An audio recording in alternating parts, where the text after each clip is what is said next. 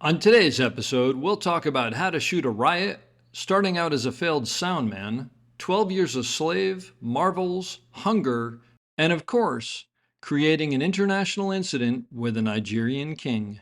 Just a little bit of business before we start. There may be a curse word here or there in this episode, so please listen responsibly. As always, our website, theop.io, is up and chock full of tips, tricks, and gooey operator goodness. Make sure to check out The Breakdown, where the best operators in the biz explain shots they have done, The Musings, where we discuss everything from quick tips to larger concepts of storytelling, the answers, the images, and so much more. I may or I may not take a break or two during this episode, but I promise that none of them will be longer than 22 seconds. Finally, if you are enjoying the podcast, please follow us, write a review, share us with your parents, and talk us up around the water cooler with your friends. So grab a beverage, sit back, and enjoy the op. Thanks for listening. Lock it up, nice and quiet, and let's roll. Rolling. Victor 30 Echo, take 2. Hey, Mark. Hey, Mark. And camera set. And action. Hello and welcome back to The Op, the podcast where we talk about operating and the art of visual storytelling. I'm Dave Comides, your host, and we are here yet again from Panavision Woodland Hills in the theater because it sounds great. And usually I say it sounds better than something, but I didn't have anything on my mind, so I'm not saying that today. I'm really excited because I have an amazing cinematographer, an amazing operator, an amazing friend, Sean Bobbitt, who has done a couple of things, and we've worked together a couple of times, and hopefully we'll work together a couple of times more, hint, hint. A couple of things that he's worked on: Judas and the Black Messiah, Widows, On Chesil Beach, Old Boy, 12 Years a Slave, The Place Behind the Pines, Shame, Hunger, Wonderland, only a couple of decent things in there. He's been nominated for BSC and ASC awards for 12 Years a Slave and Judas and the Black Messiah, also for Academy Awards and BAFTA awards for those same films, and overall has won 7 awards and 39 nominations for his cinematography. Not a bad run. I had no idea. I'll write these down for you afterwards. Oh, I should also say you won a British Independent Film Award for cinematography for Hunger, which I think is exceptionally well deserved. And hopefully, we're going to talk about that. Thanks for being here. Well, it's a great pleasure. This is really cool because Sean lives in England and is very hard to get hold of digitally, and happened to say he was here, and I said, get thee to Panavision. So I'm very happy to do it. This is a pleasure, and it's great because we haven't seen each other for 4 years. At least 4 years. Do you remember the last time we saw each other? No. When was that? The last time we saw each other was The Harder They Fall. And oh my God! The last time we saw each other was The Harder They Fall. I'll tell you very specifically because I had 2 days of rehearsal. You obviously had much more in New Mexico, and we had rehearsed that big opening shot and some other things. And there was this cough that was going around that everybody was getting worried about, and we were sort of wondering.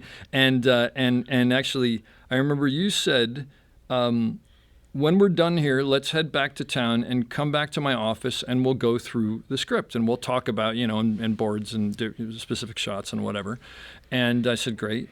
And then we all got an email that said everybody needs to come to the Netflix office, and there's a special announcement or something like that. And then I think you and I kind of both knew what it was, and so it was like another hour or two. And so we went back to your office and we sat down, and I remember you looking at me and going, well, I don't think there's much point in going through the script. And we just sort of sat there and talked, and then went into Netflix, and they said, oddly, that they were going to shut down for 2 weeks. Yeah. And I remember looking over and you and I sharing a glance, and then you took the whole camera crew aside afterwards by the truck and said, look, this isn't 2 weeks. Don't leave anything on the truck. This is a long haul. And that was the last time I saw you that long ago. It was a while ago. A little bit's going on between now and then. So segueing, I'm going to start with my normal first question. What's your story? How'd you get to be a big time cinematographer doing all these amazing movies? Well, actually, it's all a mistake, and has been a series of bad choices. Okay. Over time, which has ended up. Because originally I wanted to be a writer-director, and was more interested actually in television, live multi-camera television. I found very exciting. Yeah. And I thought that was going to be the This way is like for in me. college, or is it This was kid or? at university. I was in university in California, at the University of Santa Clara, and was studying literature and philosophy, and got waylaid by the theater arts people. Aha. Because it was a very strange time, because I grew up mostly in England. I came to California to go to university, and I was basically a punk. And at the University of Santa Clara in California, can't there see were you as a no punk. punks. You mean like a punk, like a hooligan punk? No, it was more of a proto-punk. Oh, okay. All right. English punk style. Okay, You know, all right. strange clothes, funny haircut, earrings. So you didn't fit in with the surfers. Well, no, see, it wasn't even surfers, because it was all pre-law and pre-med. Ah. I didn't fit in at all. Okay. All right. But the theatre arts people took pity on me and sort of brought me in. And the theatre is an amazing place. And for the first time, it was like, I feel very comfortable here. Mm-hmm. When I was young, I was very shy and I was very bookish and I read a lot. And I love stories and just wanted something to do with stories. And this theatre world it's all about stories. That's cool. And I drifted into the lighting department, actually, because that's where they needed people, and started working on productions and doing lighting, and actually took a couple of theatre courses. I took Acting 101, which I failed, and I took Lighting for Theatre, which I also failed. And thought, well, maybe the theatre life isn't quite for me. But all of the theatre people were saying, you have to do Intro to Television, because the teacher, this wonderful man, Father John Prevet, Jesuit priest, is insane. He is completely bonkers and brilliant. And I did Intro to Television, and it was true. He was the best teacher I've ever come across in my life. Wow. Absolutely inspirational. Changed my life completely. But was he bonkers? He was totally bonkers, still is. Okay. In the most wonderful way. Oh, that's great. And through him, I changed my degree to television producing and directing. Wow. Forget all this namby-pamby literature and philosophy and all the angst-ridden stuff. This was early 70s? This was sort of mid-70s. Mid-70s. Mid-70s. Okay. All right. And it turns out, it's Father John was an amazing man. He was running a 3-color camera studio with sound mixing, edit suites, the whole works. And the university didn't know he was doing it. What? He had kind of just snuck it all in up onto the second floor of this building. That's so great. And it was wonderful, because there were only 3 of us at the time who were doing it full time. Yeah. So we had absolute access to everything. That's incredible. And so it was the most remarkable introduction, and really exciting, because it was something I'd never imagined, and really didn't think that I would ever be involved with it. So was this guy self-taught then, if he was a priest? Well, he was a Jesuit. I know, sure, but now there's kind of a difference. But I mean, did he come out of the business or? Well, I was never quite sure. Okay. He knew all the answers. That's amazing. And there was another priest there, Father Tom Shanks, who was from the business. Okay. And between the two of them, wow, they were incredibly knowledgeable and inspirational. That's great. So, and as part of it, in my final year, I was the head teaching assistant, so I ran the studio. And as part of that, I directed all the programs. The idea was that the studio was supposed to do public service television, and to help pay for itself. Sure. So I did, the one I remember was called Conversations in Human Understanding, which was just brilliant. I mean, 3-camera shoot, 2 people, talk show thing, and I would live mix it myself, and then go back and edit it and this, that, and the other. And it went out on local. You don't have any of this somewhere no. sitting. Darn it. But I also, I had to work my way through university, and after being held at knife point in a sandwich shop, decided I should probably be doing something else. So I actually found some work as a freelance cameraman. Oh, you mean you're working in the sandwich shop? I was working in a sandwich shop, yeah. Okay. Not knifing people I, in well, the sandwich no, shop. I didn't think that. I thought maybe you swore off sandwiches after that or something like that. No. So you decided you should do what? I freelance as a cameraman in the Bay Area. Yeah. And I made some contacts. So I did some jobs as a cameraman. You know, never thinking that being a cameraman would I mean, it was simply Money. economic necessity. Yeah. And I just sort of left it at that because I was going to be a director and a writer still Sure. in my head. Yeah. And when I finished there, it's kind of sorry to say, but I got really bored of California. Okay. And because having grown up overseas the whole of my life, I felt very isolated in California because Yeah. all people in, not to be rude to all you people in California, but particularly in those days, all you ever talked about was California. And also, you know, your relationships and how much money you were or weren't making. And I found none of that actually very interesting. Yeah. Okay. So I went back to England, where my family were and everything, Yeah. and sort of kicked around thinking, you know, I've got all this experience. I've done some live multi-camera, you know, like I say, directing and camera work and sound and editing and, you know, all the basics. And in that sort of that wonderful arrogance of youth, I went straight to the BBC and got a meeting with them, and they were the most lovely people, very pleasant. They smiled a lot. Mm-hmm. I now realise that they were sort of smiling, thinking, "Who's this idiot?" Because I was 21, and I was telling them that I wanted to be a live multi-camera studio director. Sure, because they needed a 21 live studio Doesn't director. everyone? But they were awfully pleasant. At the end of the interview, they said, you know, thank you very much for coming along. We appreciate you know, spending the time, and but we just have to tell you this: that the average age of a live multi-camera studio or a multi-camera studio director at the BBC is about 45. They said we could probably get you a trainee job somewhere. There you go. And I said, well, thank you very much, but you know, I shall carry on, and went to other places, and basically ended up sleeping on floors and carpets and being completely and totally broke. Yep.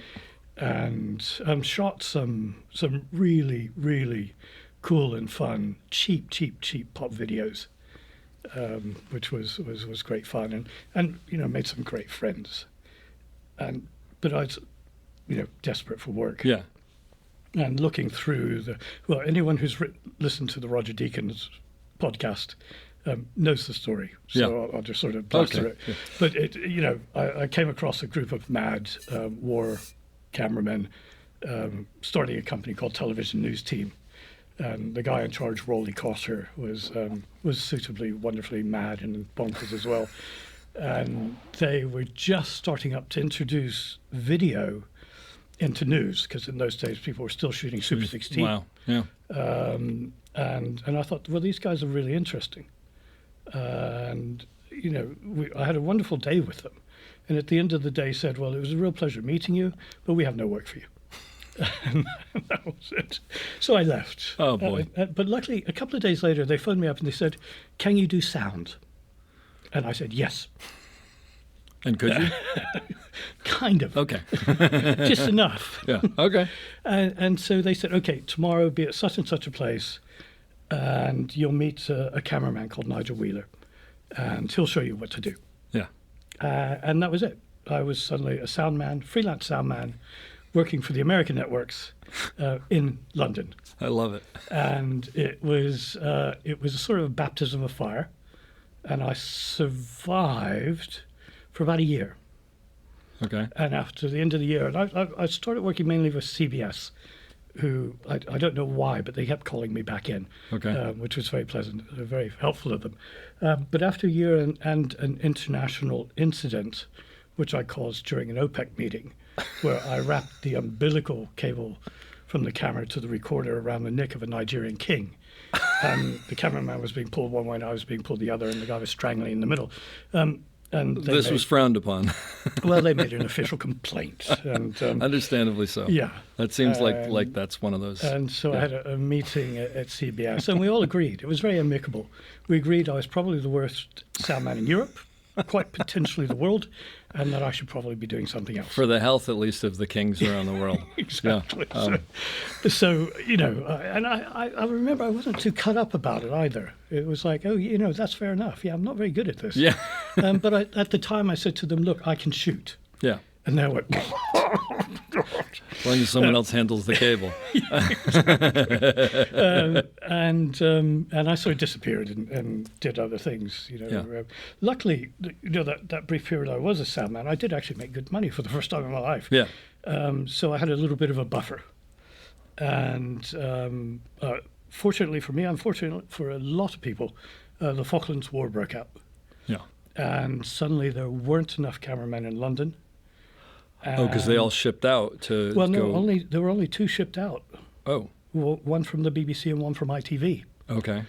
But, it was a huge thing. Yeah. And they didn't have enough cameramen to cover it because you had 24-hour coverage in London. Okay, And you gotcha. had several locations. So they needed a lot of people. Yeah. They yeah. needed a lot of people. Yeah. And I was very fortunate. They phoned me, tracked me down. I was actually working in Australia at the time. And said, would you come back?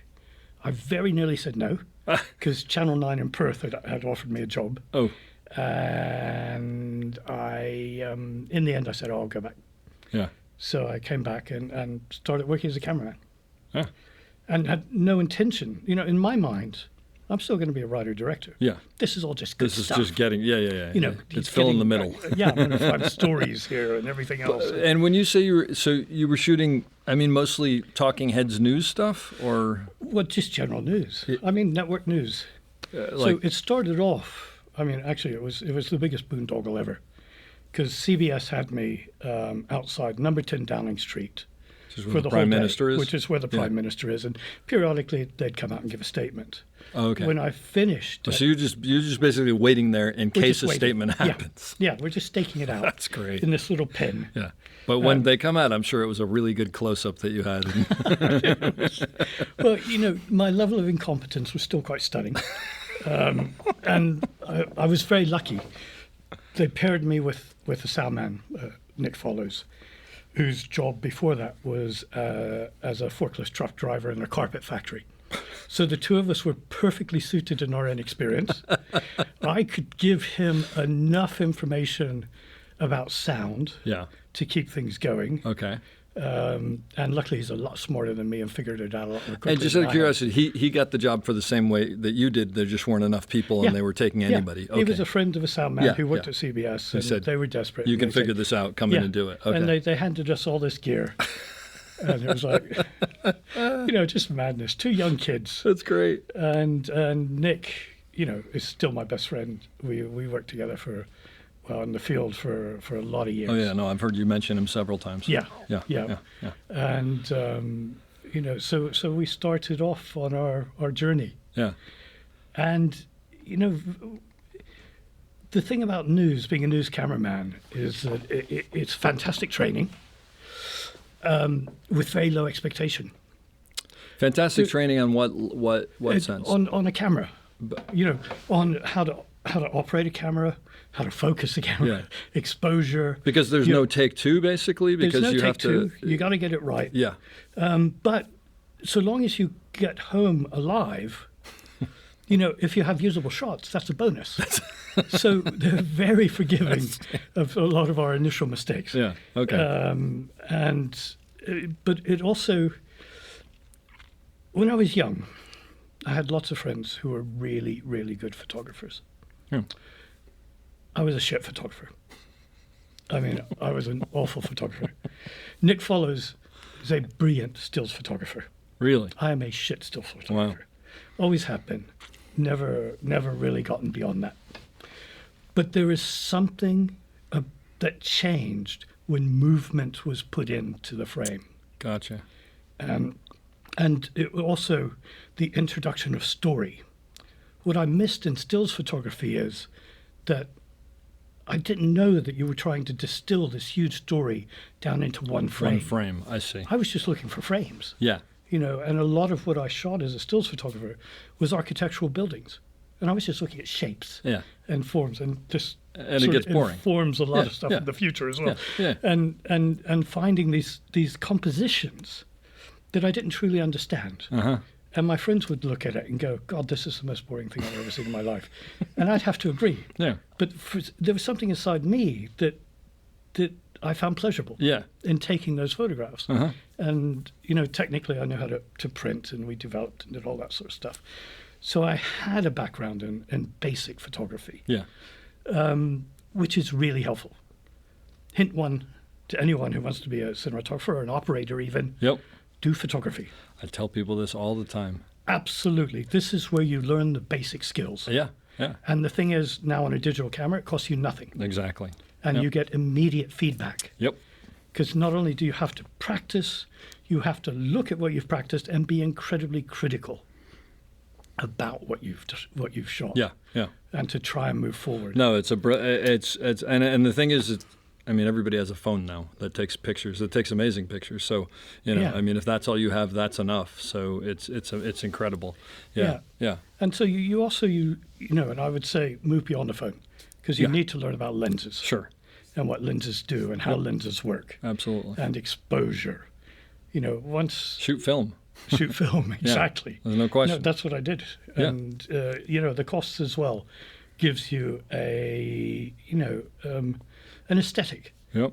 Where you know that you have to make all these decisions. You can't just simply keep pressing the button.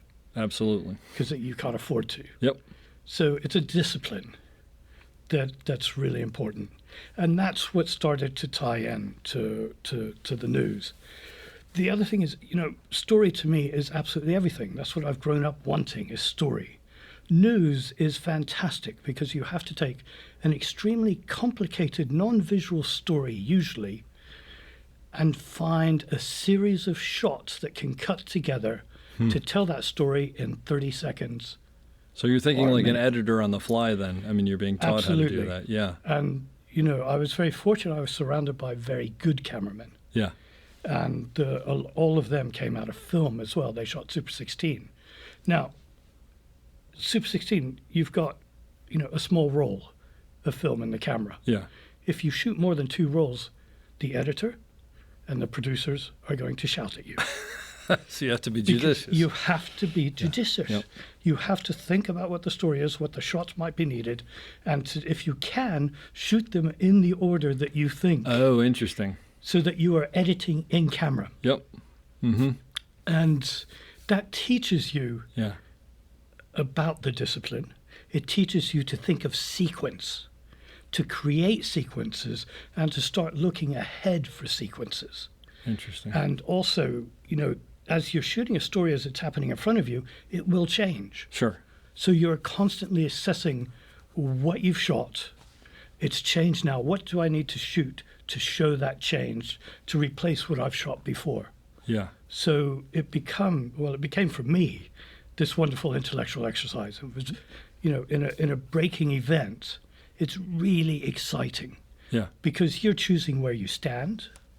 You know, you're not affecting the light, but you have to know about light. And so you are moving your position in relation to not only the story, but hopefully the light as well. Yeah. Yeah. I learned an invaluable lesson one night in Lebanon during the Siege of Beirut, 1982.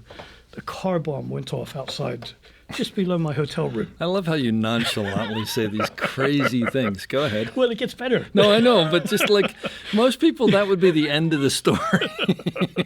It's only the beginning. Yeah, I know. The car bombs are only the beginning of the story. But anyway, I slept through it. And I was covered in glass in my bed because all the windows were blown in. Oh, jeez. And they had to knock the door down because they thought I was dead. Because you were asleep and not waking up. I was sleeping and not waking up. And they woke me up. And I sort of like, what's going on? They said, car bomb. And I was like, no shit.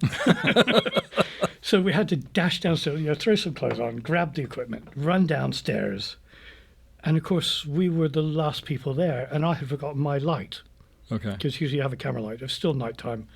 So I was sitting there watching it. And all these lights were coming on at different angles.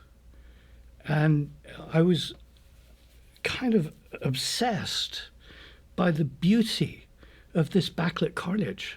With smoke going off With and smoke everything. going Yeah, sure. off and all this stuff going on. Wow. And it's all silhouetted or side lit. So I would position myself and wait for someone else's light to come on and film. And it was just the most incredibly satisfying thing to do. Wow. And I'll never forget that. Yeah. Because it's like, well, if you don't need a light, don't turn the light on. Don't turn the light on. Yeah. Find the light that's there. Utilize the lights that's there. Yeah. And it was, you know, I thought it was just the most beautiful stuff. It went to the editor and he said, "What's this shit? I can't see anything." And so I got in trouble. But still, Yeah. that forever stuck with me. And, you know, because you're doing news, you're in a different country all the time, doing different things and seeing different things in different lighting settings. Yeah. You know, all the way from, you know, the high north Scandinavia light to the hard light of the equator, you know, to the deserts of the Middle East. You slowly start to learn about what light is and available light, Yeah. and how to move yourself within a scene to maximize the beauty of the available light and to do it in real time, And, whilst imagining what the shots are going to be and what the story is. And so, the best training ground ever. Well, it's funny because I listened to all this and it's like, making a movie must be really simple. I tell you, there's a script. There's a script. You can do a take two. You can move Exactly. a light. You know, nobody's trying to blow you up. Which is why when I first started doing movies, everyone was saying, "God, he's so calm." And it's like, well, no one's shooting at us. Well, that's what you've said this to me on set before. I have to say that there was one point on Widows, I think, where we were talking about your early career, and I said you must learn all sorts of bizarre things having lived the life that you lived, and you said, yeah. And I said, like, give me an example. And I remember you didn't even stop eating, and you said, well, like, you know, I mean, when there's a riot, you make sure that you're upwind from the tear gas. And you said it as if someone was like, well, you know, when you make a right turn, you put your blinker on and you make the right turn. And I thought, that's not normal. Well, you do enough riots. Yeah, You get of tear course. gassed once. You get tear. That's all you need. Actually, I think that's what you said at that point. You said you get tear gassed once, and then you know where to stand. Yeah. It made perfect sense. But there are, you know, the other fascinating thing is that, you know, we think everything is unique, but as human beings, we tend to do things the same way, Yes. no matter our race or our culture. And the best example I have of that is riots. They always follow exactly the same rhythm and pace and structure. And once you know that, you can be in the right places at the right time to not get beaten up by the police, tear gassed, or trampled by the crowds, And still get your shot. and still get your shots. Yeah. Yeah. So, and after a while, you do enough of them and they get boring because you know what's going to happen. And it's like, oh God, here we go again. And then the wind changes direction. You do get tear gassed. You do get tear gassed. And it's like, oh, fucking hell. And now you're getting an app for your phone to figure out which way the wind is going. So I was very, very fortunate. But the whole time I was working as a news cameraman, to me, it was like, this is a prelude. This is just what I'm doing. First off, because I'd always, as a child, desired a life of adventure and never imagined. I mean, because I went off literature philosophy, that's not going to be adventure. No. So this was all very unexpected. And at the age of 23, to go to my first war zone and survive it. What war Well, that zone? was the invasion of Lebanon, siege of Beirut Wow. in 1982. Was that when you got almost abducted and thrown in the car and got away? There Was were that a many different things one? that happened over the years. I was Yeah. in and out of Lebanon for about 3 years. Amazing. And So let me ask you a question. Do you think you had cognizance of what you were learning at the time, or do you just think that now looking back you realize what you were learning? it's only in retrospect. Yeah. At the time, I just wanted to be a good cameraman. You just wanted to do your job well. Yeah. Yeah. And survive. Yeah. Well, yeah. But actually, survive was secondary. As long as you get the good shots. You're immortal. Well, I was going to say it's not even secondary. You probably don't think about it. You just go, well, of course I'm going to survive. And 'cause- once you do start to think about it, well, and once your friends start dying, and you've seen a lot of people die, Yeah. It's sort of like, okay, this isn't a game. Yeah. This is deadly serious. Yeah. And how long do you want to do this? And how long do you think you can do this and survive? And because once you start thinking about it, you start probably doing things differently. And Well, not really. No? But once you start thinking about it, you just got to stop. yeah, or well, yeah, You yeah, know, that as opposed to, because, you know, you have to be stupid enough to go beyond. There's a reason why they get 18-year-olds to be in the Army, right? Yeah. They don't get 40 and But 50 it year olds. also, there's a very slippery slope because you become an adrenaline addict. And that's a real thing. Yeah. And I know, you know, in between tours of various places, when I got home, you know, I just didn't know what to do with myself. Because there wasn't enough going on. There wasn't enough going Yeah. on, and it was really boring, and these people knew nothing. And so, you know, fast motorcycles, airplanes, learning interesting. all of the, Yeah. you know, adrenaline junkie stuff, Yeah. off-piste skiing, you know, all of those things, trying to get back into that feeling. remarkable Yeah. state. Well, and it's a drug. I mean, literally. It is a Yeah, drug, Yeah. and there's a heightened level of awareness that comes with it as well, Interesting. which you can't really replicate in any other way. Yeah. But that is also killing you Sure. bit by bit. Yep. So, you know, it reaches a point, and I didn't always say, but I started to say to myself, once I stop crying at the horrors in front of me, it's time to stop. Was that something someone had told you, or something That you was realized? something that I realized to myself. That's an incredible amount of awareness at that age. Well, you age very quickly Yeah. in those circumstances. Sure. And like I say, when friends around you are being injured and killed, you know, there is a level of maturity, oddly, Yeah. that Yeah. goes with the sort of mad immaturity of, Yeah. of Yeah. your daily Yeah. profession. You told me a story once that I loved about your sound guy. What's his name again? I forgot. Nick. Nick. I knew it was an N. I couldn't think of it. About him with it was either Margaret Thatcher or it was the Queen It was Margaret Thatcher. getting upset at him about pushing someone out of the way. Can you just tell me that? Because I love Well, that story. in the very early days of Margaret Thatcher, I mean, yes, we did war zones, but we also did politics. Yeah, I sure. mean, that's what you do as part of news. And it was the very early days of Margaret Thatcher, her first campaign. And we were at the South Mim Services, which had just opened around the M25. And she was opening the services. And it was quite a big crowd of people there. And Nick and I had developed a way of getting through crowds. Yeah. Nick's 6'3". He's a very large chap, and he would literally just lift people up and pull them out of my way. And so Because you're backing up in front of someone who's walking. Usually, I'm trying to position myself so that they're coming towards me.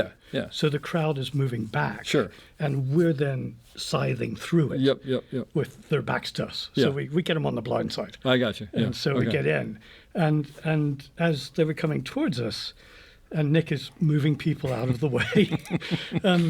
You know, Maggie was watching him, and when we got to the front, she said, "Young man, what is your name?"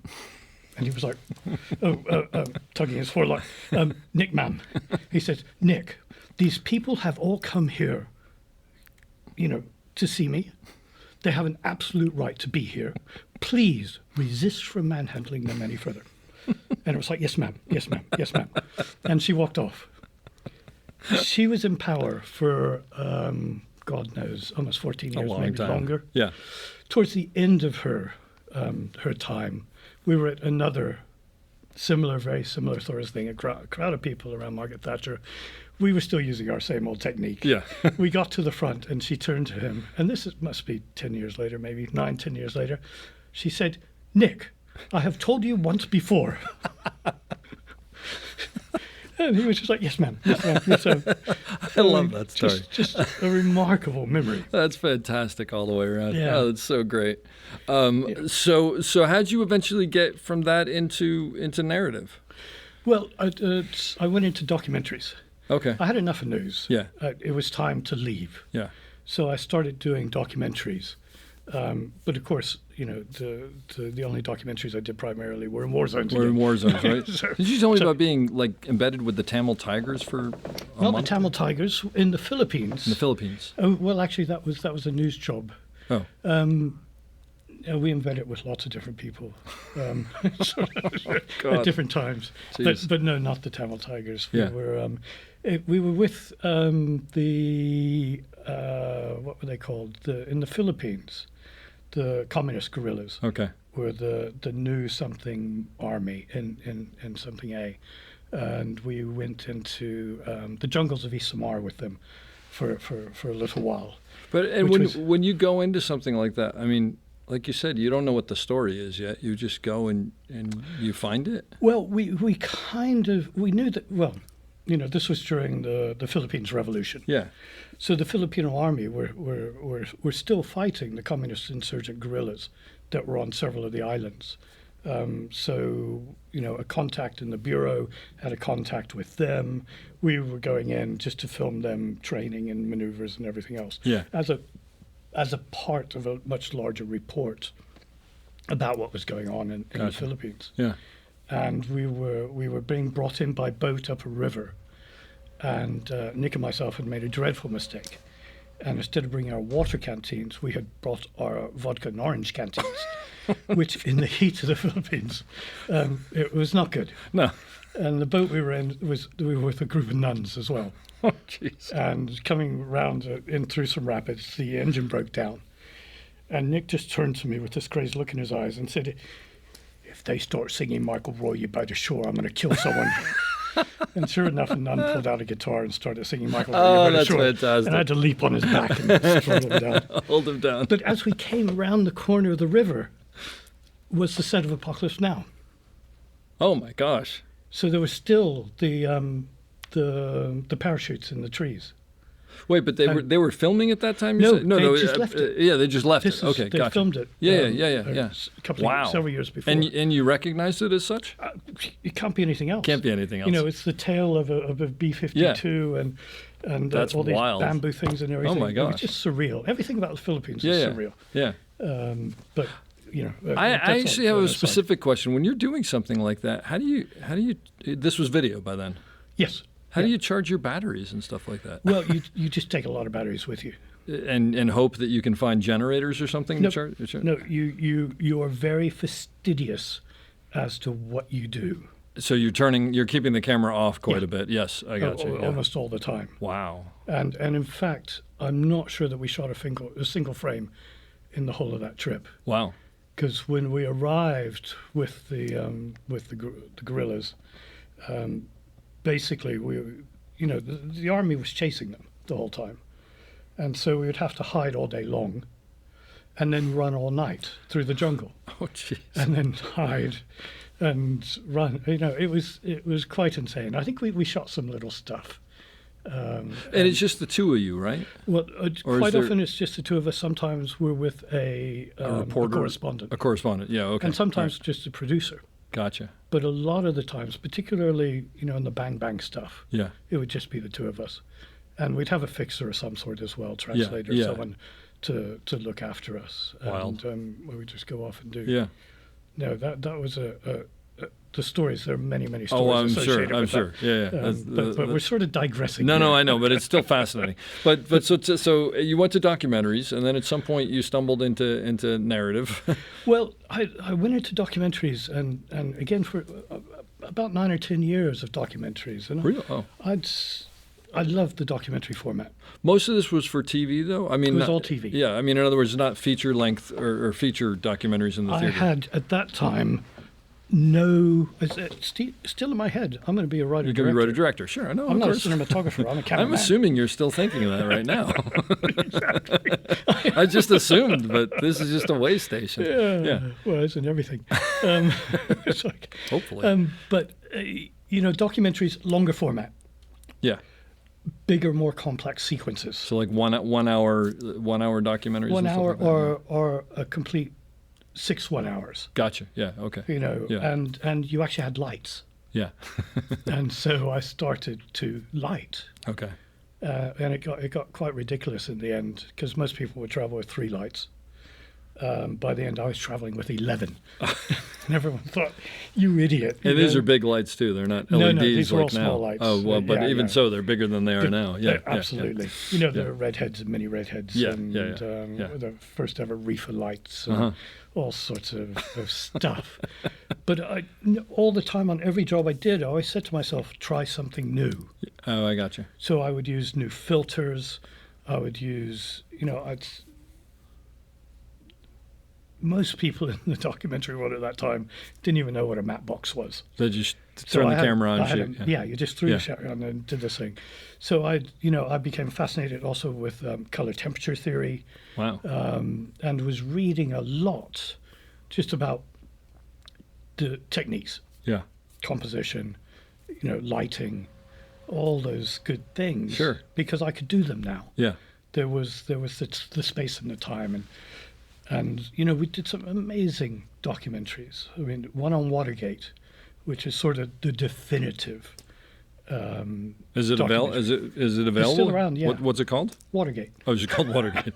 All right. And that was a BBC. Okay. That was 6 hours. I'll have to check it out. I'll definitely link to it. We spoke to everybody who was still alive. Wow. It was fantastic. And the sound man I was working with then, Andy Cottam, actually knew more about lighting than I did. So he was sort of... But I learned a lot from him. Yeah. And I also started to learn about mixing color temperatures. Uh-huh. Because in the real world, color temperatures are mixing all the time. Of course. And what tended to happen, and does happen a lot in news and documentaries these days, well, less so now, but it used to be that everyone would white balance. And once you white balance, you take out what is unique in terms of the mix of color. Mm-hmm. So, and that's why I became fascinated with color temperature, because I turned the white balance off, and started to teach myself the different colors of light, and how I can manipulate them. Yeah, and so started to create depth, particularly in interviews with color. Yeah. And the use of practicals. And I think it got completely out of hand in the Watergate series. At one point, I think I had 11 practicals in an interview shot. And even Andy said, Sean, I think that might be a bit too many. We're going to pull some of these out. Exactly. But again, the whole time I'm learning, and that's one thing that I'll say to any student, is you must keep learning. Yeah. Do anything, but keep learning. Because it is a craft and it is a skill. Yep. No one is born an operator. Yeah. No one's born a cinematographer. These are things that you learn over time. You can read about them in a book, but you have to experience them. Absolutely. And these things need to become second nature to you, so that when you're presented with a story and start to delve into the emotion of the story, all of that knowledge that you have is immediately synthesized into shots. Yep. And into cool shots, interesting shots, but more importantly, shots that tell the story. Absolutely. That's the bumper sticker right there. Yeah. 100%. Anyone can showboat. Yep. And a showboat doesn't tell a story. Well, we've talked a lot on the podcast. I don't know how many will be out, but we have by the time this comes out. But about sometimes you're doing something and you go, I think this is becoming about the shot. Yeah. It's not about the story anymore. And I think I've told you before, the guy who taught me, Bob Crone, said the irony of what we do is if we do it well, nobody knows we did it. And it's if they're looking at the shot, you've done something wrong. You know? And hopefully maybe as a vignette afterwards, you show it to someone and someone says, another operator says, that's a really cool shot. Yeah. But hopefully those watching... are the only people who should see it. Yeah, watching the movie, you should never even think about it. No, when I was, younger and more easily upset, which I don't think I ever have been really, but it used to annoy me when people would see a film and at the premiere and go, the first thing they would say is, "Oh my God, it was beautifully shot," and it's like, "Oh God, I failed again," because it's it should be, I'm it moved me, or I hate it. Yeah, I would rather have some strong emotional. It evoked reaction. An emotion. Yeah, exactly. That's the whole point. Yep. But just sort of that empty platitude, oh, it's beautifully shot. It's like, of course. Yeah, thank you very much. Well, the next time I see one of your movies, I'm going to call you up and go, I hated that movie. I hated it. I look forward to that. I hated your work. I hated most- the acting. Yeah, the most interesting discussions I've ever have been based on that. Because then it's know, why or what? Well, no, it because everyone has a valid point of view. Yeah. I can remember at Camera Maj, actually, after we showed 12 Years a Slave, there was one guy in the audience at the press conference afterwards who really didn't like it, and the whole audience was booing him down. And I'm like, wait a minute. You mean wait. he said this in a question and answer form or Yeah, something? So yeah. yeah. No, They were booing him down. the audience were booing him down. Wow. Because he was saying, it's like, this is slavery porn and this, that, and the other. And it's Yeah. like, wait a minute. You don't boo him down. Let's hear what he has to say. Yeah, let's hear what he has to say. Yeah. He's got a valid thing. And we chatted. And I said, well, I disagree with you on these grounds. Yeah. And afterwards, I bumped into him outside. And we had a further discussion. That's great. And it was great Yeah. because he had a perspective. Well, he and was wrong. No, but he had Yeah. a different perspective than you. Because the thing, on a totally different level, what I look at with those things is, if I sit and talk to 12 people who think exactly what I think, that's wonderful and whatever. But I'm probably not going to get much from it. But if I talk to someone who has a completely different, it's like when I pitch a shot. If they have a completely different viewpoint from me, then I'm either going to come away with that having changed my mind, or I'm going to come away from that being even more emboldened to believe that where I'm going, because it's challenged Exactly. me to go, why do I like this, or why does it work, or whatever. So Yeah. I think, but that's the harder conversation to have, right, with those people. But it is by far the more interesting. No question, and more important. Yeah, because it is important that you question why you're doing things. Could you see his validity at all, or you just thought that Well, even if you disagreed with it? it was more of a cultural thing. He was Polish, Okay. and so his understanding of the historical accuracy Gotcha. wasn't, well, he didn't have an understanding of it historical Yeah. accuracy. Gotcha. So, but when I explained to him, this is based very much Yeah. on the writings of the man. So who went he was through it. thinking you took liberties in order to That it was make the movie. exploitative. Yeah. Yeah. I sure say yes. And, yeah, But that's a different story. absolutely. Yeah. But still, So, it's great that you heard him out and had that discussion, because it's important. Well, it is important. Yeah. And that's the thing. Cinema is many things. The basis of it, from the beginning, is pure entertainment. Over time, it has developed into art. It's developed into politics. It's developed through, even religions. So it covers a wide gamut of ideas and ideologies and emotions. And they're all equally valid. I've just done my first Marvel film. A lot of people ask me, why did I do a Marvel film? I was going to say, when you told me that, it's just like, all right. I know. Yeah. Yeah, but No, but after this conversation, I understand why. more people will see, well, hopefully, Yeah. will see this film and get enjoyment from it Yeah. than all the other films I have made combined together. So There's something there. the cinema is entertainment. Yeah. In this day and age, escapism, to give people a moment of where their imaginations can open, Yeah. where they can disappear out of this world and into another world, where they're given a moment of hopefully little moments of joy and pleasure and laughter. And they can just forget their and daily excitement. life or whatever. Yeah. Absolutely. Yeah. Escapism. There's no Then, question about it. That's as valid as the most. I will tell you, you don't go on the internet much, but if after that movie comes out, you go on the internet, you will find people who hate that movie. so that's I know something to already. look forward That's to. why I don't go on the internet. No, that's exactly right. That's a very good idea. But you told me something about the other reason that you took that movie, which was the person who directed it and how you met that Absolutely. person. Well, can Yeah. you share that? Because I think that's actually a really important Well, lesson. this is, it's directed by Nia DaCosta, who I think is one of the most exciting and talented young directors to come out of America for a long time. And, it's when I was approached to do the Marvels, initially, her name was never mentioned. And I was to have this, a Skype call with these executives and this, that, and the other. And I think probably her name was on the list, but, at the time I was still quite COVIDed up. Yeah. And a lot of things just slipped over my mind. And as on the Skype call as it came up, I recognized her. Yeah. And before they asked any questions, I knew I wanted to do that film. That this was the film I should do next. Yeah. The reason for that is that several years beforehand, whilst working on a HBO pilot with Steve McQueen, we were in New York, and every morning I'd be picked up by a PA who would drive me to the set, and we would talk. And she was just filming up at film school, or finishing up at film school, and she had an idea for a film.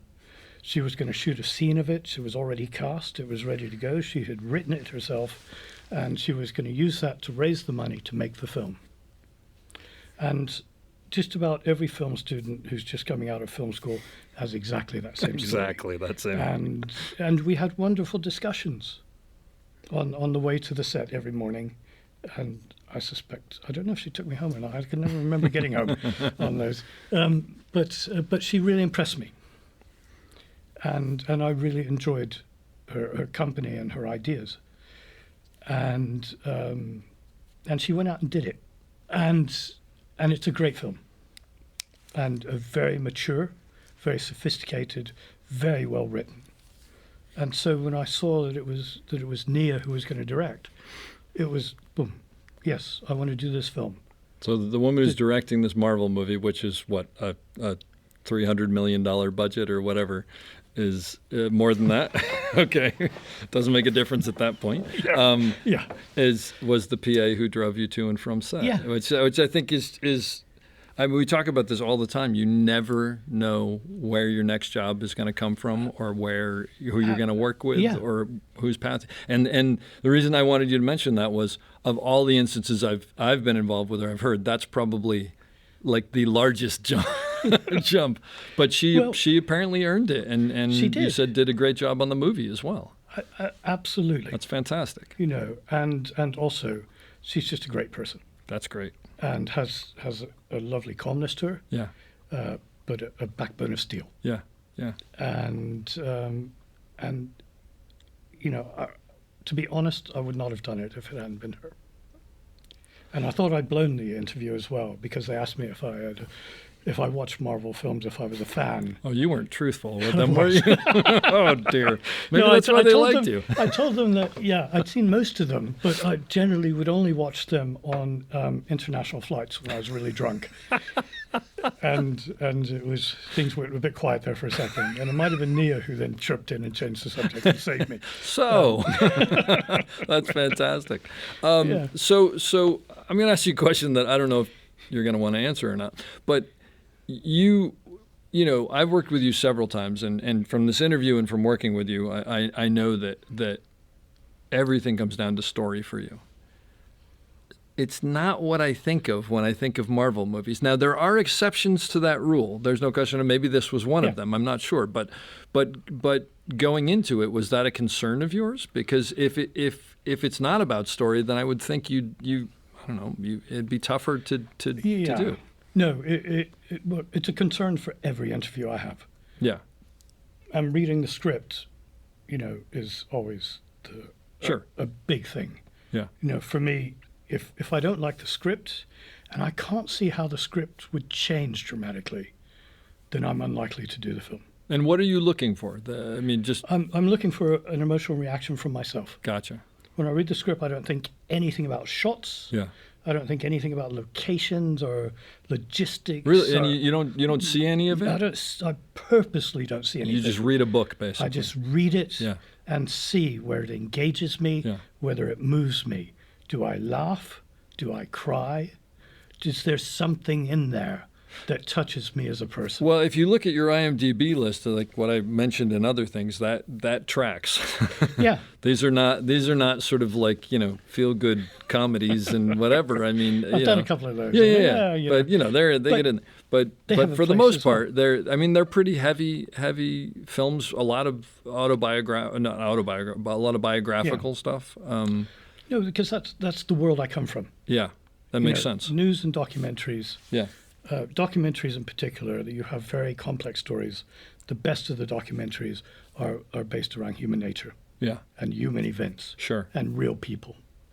And those are the things that intrigue me. Human nature is fascinating, and it is endless.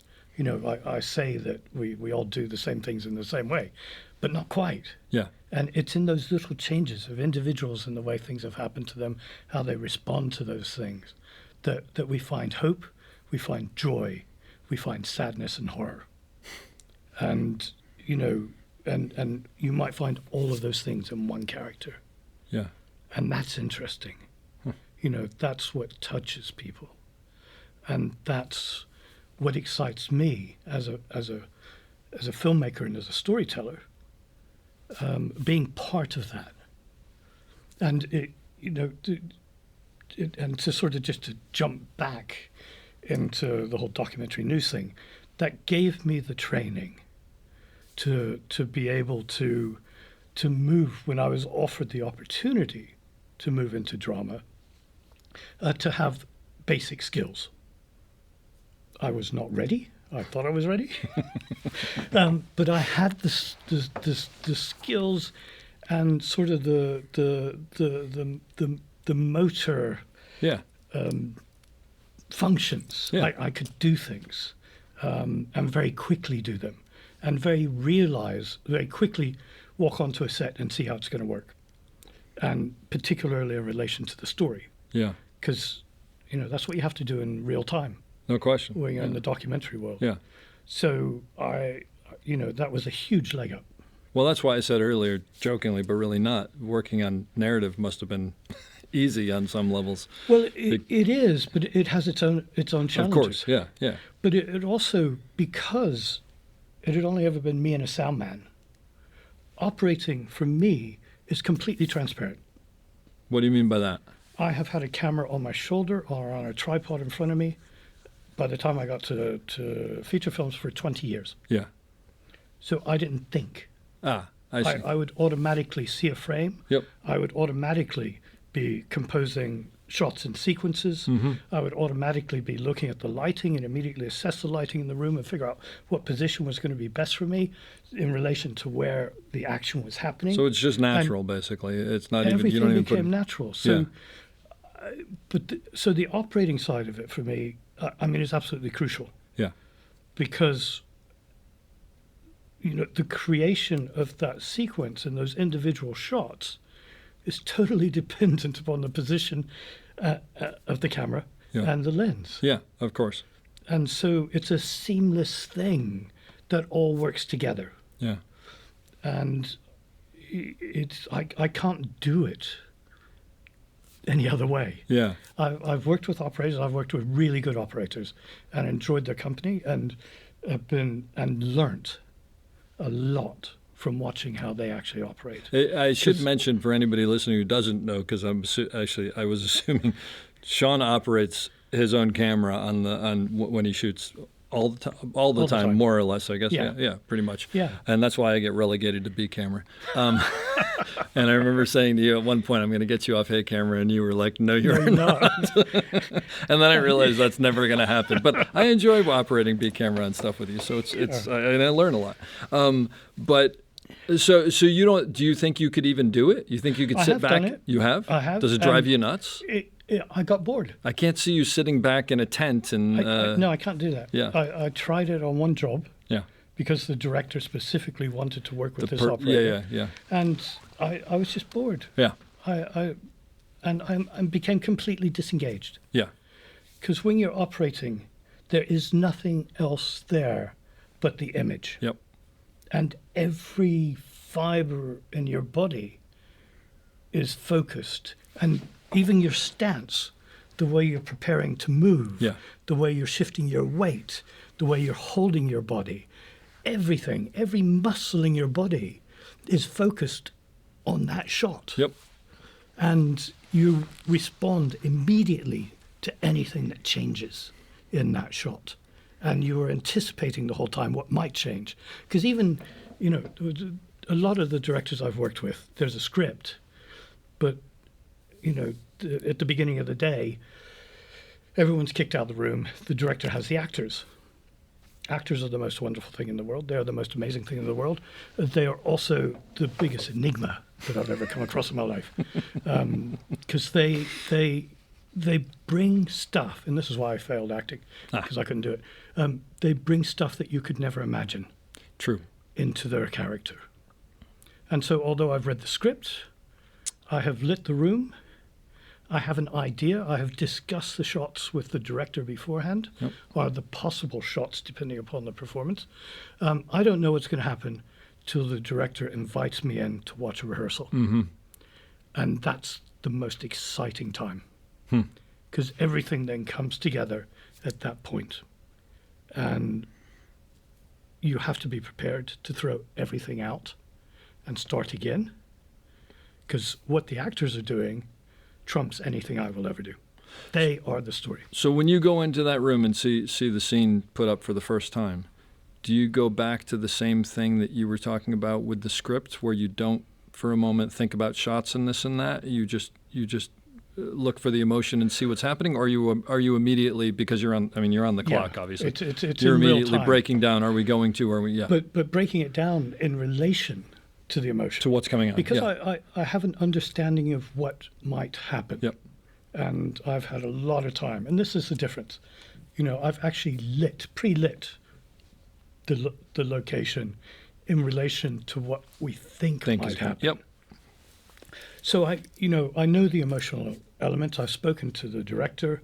We have discussed these things in great detail. And I know what the director wishes to get out of it, based upon the information that we have at the time when working on the script and the pre-production. But when the actors are there, and the director has had time with the actors, a scene can change so dramatically. I've been with you when it's happened before. And for the better. And Yeah. so you have to be prepared to throw everything away. Yep. And as quickly as is humanly possible, figure it out in real time if you can, so that at the end of the rehearsal, you can say to the director, what about this? Mm-hmm. So I will try to create the whole sequence as the rehearsal is going on, so that I can present to the director a complete scene. So you're pulling from everything that you talked about when you were a news camera person, because you're everything basically seeing the scene in front of you. Everything in my life. Yeah. But at least this way you've had some thought about it beforehand. Exactly. But and even the though maybe crucial wrong. thing is that pre-production period is with the time with the director. Yep. Because, your job as a DOP or as an operator is to fulfill the desires of the director. They mostly have been working with the script for years longer than you will ever have with them. You have, several months. Yeah. I've worked with one director who'd been on his script for 10 years. Oh, jeez. So, the good ones have ideas. Yeah. And some of them are hard to break and change and whatever, and or it's realize. To realize more. Yeah. Because it's not, this whole thing about conflict between the director and the DOP and the operator and this, that, and the other. That's just madness. Absolute madness. It does happen, though. I did it once. It's madness, but it does happen. No, I did it once on a TV show, and I thought, what a dick. No, It's just like, completely. why did you do that? Yeah, there's no point 100%. to it. Yeah. But it is having that time. And, every director is unique. Some of them are incredibly visual, and it's very exciting to make those visuals a reality. Mm-hmm. Some of them are kind of visual, but not really. Not a lot, don't really care. They're more interested in performance. Yep. And some are performance only, and kind of just leave it, say, okay, yeah, that sounds great. You That do sounds your great. part, I do my... Yeah. Exactly. Yeah. But there's always got to be the collaboration. Yeah. And John Toll talks about this as well. The first part for me of any job is to figuring out what my role is. Yeah. He for did the, say that. for the director that I'm working with. Yeah, yeah. You know, and making sure that I'm right. Yeah, absolutely. And I'm doing the right thing. You're doing the right thing for the director and for the project. And for the project. Yeah, yeah. So, you know, but it's, to me, I work very hard on the pre-production. Yeah. I try to get as much information as I can, become as knowledgeable about the story as I can, as knowledgeable about the director's ideas related to the story, Yep. as knowledgeable as I can on the set design, on, you know, on every aspect of the film. I need to know. Yeah.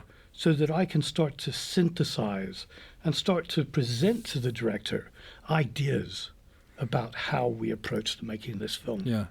And get that broad overreach of an idea, and then start to pick it apart into specific moments. It's funny that you say pick it apart, because I get asked a lot when if I teach a class or something like that. People ask me about working with different people, and you're one of the people that they ask, you and Steve McQueen, because we've done a bunch of things together. And I have some things to say about Steve, but I obviously have more to say than about you. But one of the things that I tell them is like, and I always think of that in Widows, there was the basketball sequence, and it was going to be one shot and da-da-da. And I always tell them that when we do those things, after we do the first take, assuming the first take works, there's usually a little bit of a like, yeah, it works, and that's a positive thing. And then the only other thing that's really said between the two of us are and I don't mean this in a bad way, but negative things of like, this can be better, that can be better, that can be better, because it is just picking it apart to make it better. And it's understood that it works, so we've already said that, so we can check that off the list. And now, how do you make it better?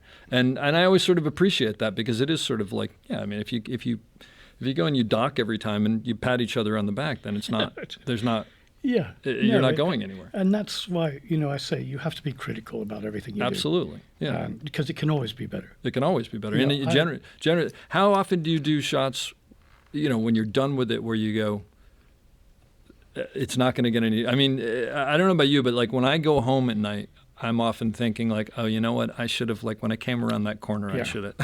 No, there's always that. And for months after the film is done. Yeah, and then when it comes out. Well, it's even worse. I can't bear to watch it. Do you watch the stuff that you've shot?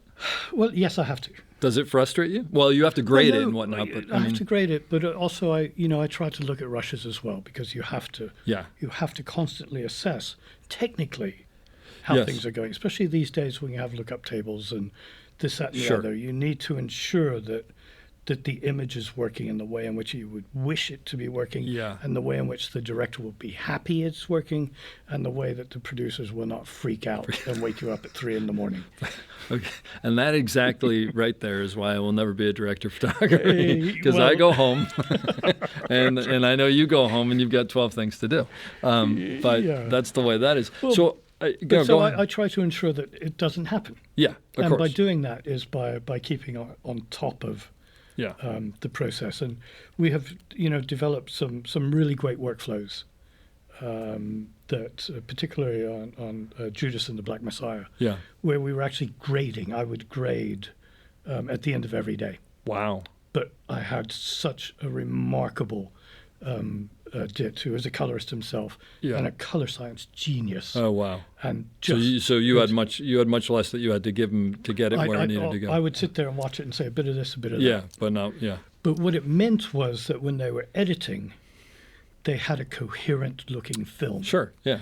And so they didn't fall in love with that horribly overexposed green. And then everybody gets upset when you actually make it look right. Exactly, when you come to change it. We call it temporary love. Yeah. And you have to do everything you can to possibly avoid that. So it's a lot easier now. You know, in the old days where I had no say on the rushes, they would go off to a lab. They would do it. It would be 3 days later, and I'd get the phone call because they would see it before I saw it. Absolutely. So it's kind of one of the tricks of the trade. Yeah. Is to ensure that your rushes are good. In fact, that was one of the first things I ever learned. Nigel Wheeler, God rest his soul, sadly has passed on, was the cameraman that I first started working with. On those first few days, or for first year actually, until I was fired. And he was the only natural-born cinematographer I've ever met in my life. What do you mean by that? He had no training. Oh, but he just knew what to do. wow. And he had learned. He'd been doing it for a couple of weeks longer than me at the time. But he just knew that the rushes had to be good. Yeah. Do not turn the camera on till you have a good shot. Till you have a good shot, because they're going to see it and wonder why are you showing What are this? you Why are you doing? sending this? Yeah. And it was that discipline Yeah. as well, which it was like a key thing Yep. that always stuck with me. Wow. And so I always ensured that, there wasn't any rubbish Yeah. going on. Yeah. Yeah. That it was a shot followed by a shot followed by a shot, and the shot had a beginning, a middle, and an end. Oh, I love that you just said that, because so few people talk about that. I've it's- talked to people about that, and it's funny because some people will go, well, what if it's the shot that doesn't have it has a beginning and an end? And I'm like, well, truthfully, there are some shots that are like that. Yeah. I said, but figure out if there is a middle, because at the very least that will test you to make sure that the shot works. It may not. I mean, it may be such Yeah. a short shot or whatever. Who knows? But even if it has a beginning and middle, it naturally has, or a beginning and Yeah, an end. there's it something naturally in has the a middle, but and you find But out if what you that is. can Yeah. do something with it. But then if you do think something about with that, it. and Yeah. that's the other thing is, and it may be perfectly fine the way it is, but maybe you'll find what that middle is and tweak it that way, and now it's a better shot, and Yeah. it tells the story better. Well, and also don't be afraid to do a shot again. Yeah, yeah, If you see a better shot that supersedes that shot, do the better shot. says the DP operator. But clean rushes. Yes, Always think exactly. about your clean rushes. I want to ask you about the opening shot of what is it? The place behind the pines. Beyond the pines. Beyond the pines. Did I say behind? Beyond. You Beyond. did. Sorry. Well, there you go. It's a pretty big shot. Yeah. So this shot starts. It starts what on? Does it start on a knife? Yeah, It on starts, a he's knife. playing with a knife or something like He's that, playing right? with a knife inside a little Like a caravan. Caravan. Yeah. Yeah. And we follow him playing with the knife. He stabs it, and then he turns and grabs his coat and walks out of the caravan. Yeah. And we follow him through a fair. Quite a bit of ways. Yeah. A long way Yeah. through Yeah. the fair. Yeah. And into this big, brightly lit tent. Yep. And through the tent, and there's a big crowd there, and they're all screaming and shouting. And he carries on walking and gets onto a motorcycle. Yep. And there are two other guys on motorcycles there. The other two guys leave first, and then he follows. And I follow him on the motorcycle into and How do you describe it? A big metal circle thing. I don't know. A big metal the round wheel- cage, I it was guess. the cage of death or Yeah, something or like something. that. Its name is actually very, very well indicative Of what might was, happen. Of what might Yeah, happen. and in the there. motorcycles are basically doing revolutions around the thing, inside the upside circle. down. And It's I'm crazy. standing in the middle Yeah. as the motorcycles go round and round and round. So was this sort of in the script, or was this something you guys came up with? Or? It was interesting because you know how I say I don't visualize things when I read the script. Yeah. When I read this, I knew immediately So it was you one shot. lie completely. I lied completely. That's what I'm. So it wasn't written as all one scene. It was no, no. pieces or vignettes or something. When myself and Derek Cianfrance, the director, were talking, Yeah. I said, I see this all as one shot from here to here. Yeah. And he just said, yes. It's an incredible way to start that movie. I mean, because it's. I mean, the great thing is it's that close up of the knife, and is he opening it and closing it fast? It's like a, like a not a switchblade, but a it's Anyway, a gravity but knife or something yeah. like that. So he's flicking it. He's flicking it around, and Yeah. it's fascinating. And I mean, and again, talk about a shot. Well, that shot has like a beginning, a middle, a second middle, a third middle, a fourth middle. You know what I mean? It's Yeah. like it just goes from one to the other. But what was it that you saw? I mean, when you read it, you just I just saw just the whole scene. yeah. And And it sets that world but so well. It sets the world. Yeah. Things are introduced one after the other. Yeah. Yep. And it also sets a statement about what this film is. Yeah. This Yeah. film is going to be different. Yes. This is something else. Yeah.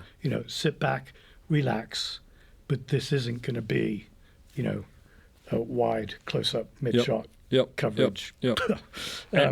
This is going to be something else. And just because I have to ask you, because I never had, so when you walked in the middle of that thing and the motorcycles are going all around, do you basically just go, I've got this is out of my control. I know these people are doing what they're doing. And the other question is, so I never thought about this. He's not one of the writers. There must be a trade-off. Okay? There's a Texas switch. There in must be. I mean, Yeah. it's more than a Texas switch because, But those things are going all around, and you just basically go, I trust these people, and Absolutely. it's going to be fine. We rehearsed for almost a whole day, I'm sure. Yeah. bit by bit, and started with coming in with one motorcycle. Yep. We found it was a little 1 foot square place Where you wouldn't be hit. where I was safe. Now, these guys were the best in the world. I must have. They had been doing it, the lead. They're the best in the world. There are only 6 people in the world who do this. These are 3 of the good actually, ones. sadly, one of them died Oh, soon no. afterwards. So Oh, there are fewer. jeez. But they had been doing it for 30 years, yeah. the guy So you leading feel them. these are And- stunt guys, essentially. I mean, well, for, they were actually circus people. no, but I'm saying, but they were stunt guys. Yeah, yeah. for all intents and And purposes. so I was, they knew exactly where I could stand, Yeah. and there was a little bit there that I could see as I was coming in to get me So into you could stand. position. And they probably knew enough to abort if you weren't in the right place, Yeah. I would assume, too. Well, and they'd done this many Sure, times sure, with sure. people in the cage with them. So And they had never had an accident. The reason, other than this being a great shot, and I want people to see it, it's a great movie too, and looks beautiful. And it upset me, and this movie angered me.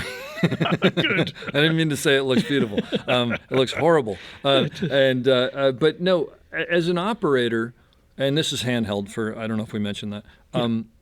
What do you do in those situations to push the natural, fight or flight thing away? You just, You just trust and go, I'm going to Yeah. you just force yourself. You rehearse. You rehearse. You start with one motorcycle, you go to 2 motorcycles, you go to 3 motorcycles. But even though on the day, is it just the adrenaline that takes over? Well, you try to suppress the adrenaline. Yeah. And it becomes technical. Yeah. You know you have to be here for this beat. Yep. And I count steps. And my memory is shit, so I'd forget by step 10 what I'm supposed to be doing. But you know with step 10, you just wouldn't know what you're going to do. Exactly. Yeah, I know I'm still stepping, so that's the important thing. But you memorize the frame. Yeah. And where you are and where the actors are. So, and the beauty about handheld is that you have infinite ability to adjust. Yes. I can speed up, I can slow down, I can move Absolutely, left, I can move yeah. right.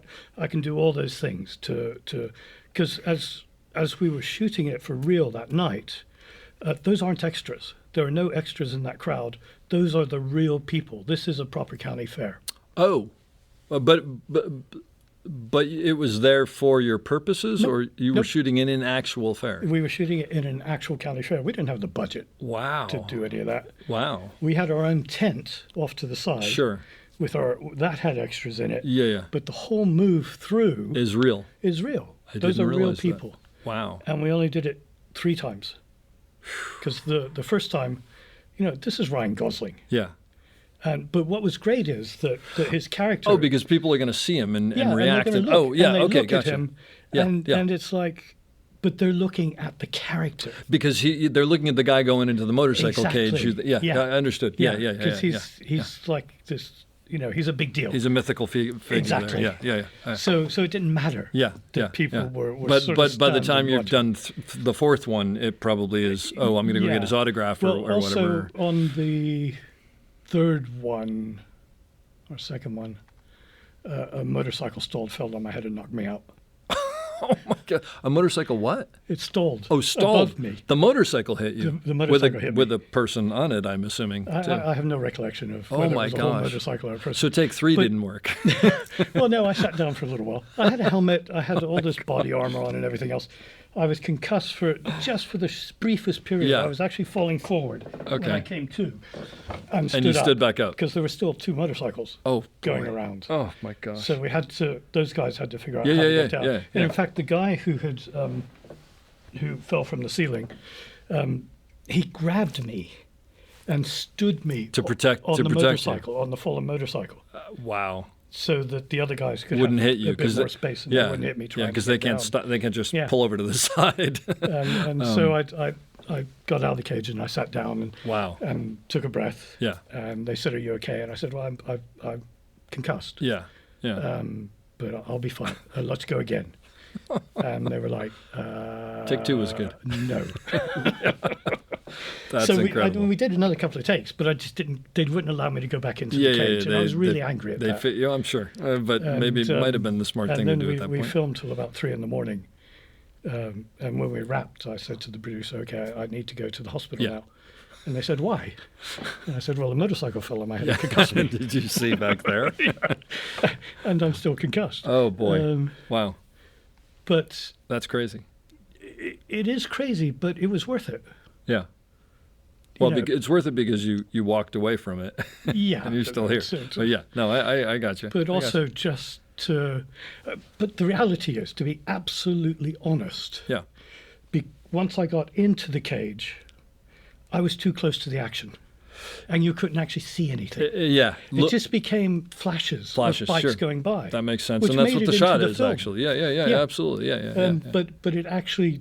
So you can sort of hide in that and not, and I get, I mean, it's funny because it's really the same thing as shooting something where you're laughing and where you want to laugh because it's so funny. And what I end up doing anyway is I end up very, very carefully studying parts of the frame, and like the plant in the back, or something. Yeah. But it's the same kind of thing, is where you mentally go, I have to take everything to some other place. Absolutely. Because it's not going to work if I think about this. A lot of it is a, it's a physical and intellectual exercise. And the frame is everything. That's all that exists. Yep. And that's so important when operating. Yep. That you are absolutely scanning the frame the whole time. And that's what I'm doing. I'm looking... God, how do I look? I don't know. I just look at it. But looking at the corners and looking at the top tend to be the most important things. Yep. Because the headroom is really the key. Yeah. If you can nail the headroom, particularly on handheld, yep. and then keep glancing at the edges for compositional elements and anticipating movement of the character from one side of the frame to the other, but always holding that headroom, then you will have a successful shot. Yeah, absolutely. Guaranteed. Yeah. But you are, I am so engaged with what is happening. Yeah. And my body is and my brain are constantly, subconsciously, working on geography. Yeah. And my position and where I should be, and also reminding me, there's a table on your left. Yeah, there's a chair, there's a pothole, Yep. You've got there's a 2 motorcycle. more steps. There's a motorcycle falling on your head, duck. Yeah. But it's, but you only develop that level of awareness through practice. Yeah. It's actually, I should mention to anybody listening who hasn't seen it, if you go to theop.io and go to the library, there's an unbelievable talk that you gave for Ari, maybe Camera Image? Camera Image, yeah. I think that's a video. And you talk about your concept behind handhelds, about the triangle of the 3 positions, the 3 the 3 points of contact, and it's like a master class in it may even be called master class, I don't know, in handheld. It's really fantastic. But and I have to always give the proviso that that's the way I do it. Absolutely. No. And a lot of other people have found even more successful ways of doing it than I have. At the end of the day, if it works and it tells the story well on screen, that's the way you need to do it. Exactly. And exactly even right. bad handheld, if operated with passion, can actually work an awful lot better than really good solid handheld. There's no question. And also it's that thing of, if you understand the story that you're telling, that's more compelling than anything else. That is the key to everything. Yeah. From my point of view, yeah, is that if you're not in some way moving the story forward, then you are wasting time. Yeah. And sometimes moving the story forward is by doing nothing. Yeah. So it's, and people ask me, well, how do I become a handheld cameraman? And it's really simple. You put a camera on your shoulder and you leave it there for 20 years. Yeah, that's exactly right. And hopefully you stretch out every once in a while. Well, stretch out and protect yourself. Yeah, and have your knee pads. Actually, Sean has some of the 2 of the best ancient knee pads I've ever seen. And I'm accumulating an awful lot of gear. Well, no, body fluids from But- very famous actors that Oh, I've yes, had to yeah. kneel in There's over that. the years. That's true. Oh, there's that. Yeah. I get it. Yeah, I want to ask you about hunger, yeah. because I mean, hunger is just. I still think it's a phenomenal film. And the thing that I loved when I saw Hunger about was it's a film that nobody else could have made. I mean, they could have made Hunger, but they wouldn't have made that film. It's such a unique vision. Yeah. And was that your first full feature? No, I had done my first full feature was very kind of, well, I say similar, but not at all. It was a film called Wonderland. Oh, Wonderland was yeah. your first feature. Okay, yeah, directed by Michael Winterbottom. Yeah, phenomenal. Who is a phenomenal director. Yes, yeah. And this was his Dogma film. Yep. For those of you who don't know what Dogma is, look it up. Go look it up. It's Well, rather I'll link to it. And Lars von Trier. Trier. Yeah. Was one of, there were several Yeah. people, but he was sort of the most successful Yep. of the Dogma directors of the early 80s. Yeah. But it was actually the perfect transitional film for me, because he wanted to shoot it in a documentary style. Yep. Which, when most people say that, it makes me slightly ill, because they've never done a documentary in their life and they have no idea what that means.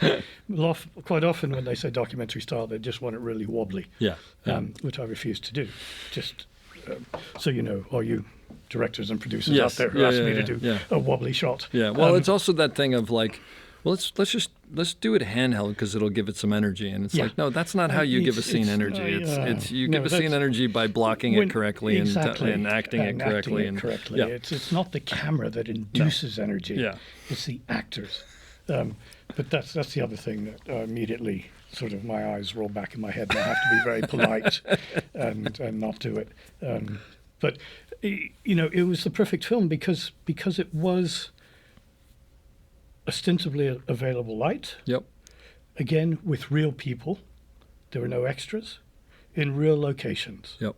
And although it was loosely scripted, it was, a lot of the time, Michael would rehearse with the actors and wouldn't let anyone in, Including you. including me. So it really was a documentary. Well, we knew what could happen. Yeah. But no. But we didn't know how the actors had twisted. Yeah. And he did that on purpose because he wanted the camera to react as an audience. Yeah. To never get ahead of the narrative. That's amazing. That's fantastic. And it is. And it was brilliant. I mean, it was such an exciting thing to do.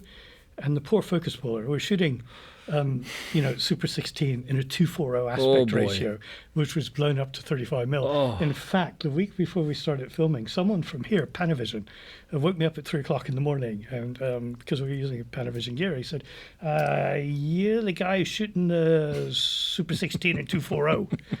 And I was like, "Yeah." And he says, "And you're going to blow it up to 35." And I, "Yeah." And he says, the grain's going to be the size of golf balls. And I was like, yeah. And he said, okay, just check it. Well, it was nice of him. Well, yeah.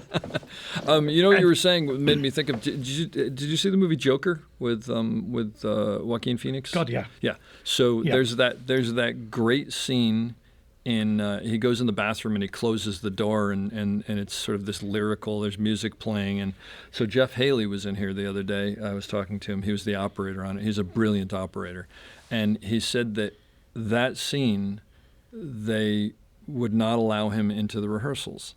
And he actually was thinking like, "Oh, I've done something wrong." And the music that's playing in the scene was, by the way, that Joaquin comes in and hides a gun. And Jeff, and they said, "Okay, we're going to shoot." And Jeff said, "Well, what's going on?" And they said, "Well, just go in there and do something." Yeah. And the music was playing, and he said he didn't, because Jeff's also a very sort of like analytical, like figure it out. And he had, I think he had the easy rig. No, he had the class and harness thing, but the camera can hang down, so it's so he's sort of cradling it. And he said he's cradling it, and Joaquin comes in and slams the door, and he's looking at him, and he's trying to figure out what's going on. And he said he looked down and he realized he was tapping his feet to the music, and so he just slowly tilted down to see that. And he said, and from then on, it was just everything just falls made into place. sense. And it was it's such an amazing scene, and to hear that it came out that way is so fantastic, because it's very much like what you're talking about. And there is an honesty to that. Yes. And one of the greatest joys of operating is to be presented with the possibility of a scene like that, Yes. where you are just relying upon your instincts and reacting. Yeah. And and that's Steve McQueen, who we've mentioned before, is an absolutely crucial figure in my life. Yeah. A very good friend. Yeah. We've worked together for a long time. He creates scenes like that. He does. I've watched you, both of you do it. It's been a thrill. It is a wonderful, what a privilege. Yeah. When you're allowed to do stuff like that, and you get paid. Yeah. It's like, and you're paying for this. and Well, and that's why I cannot give operating up, Yeah.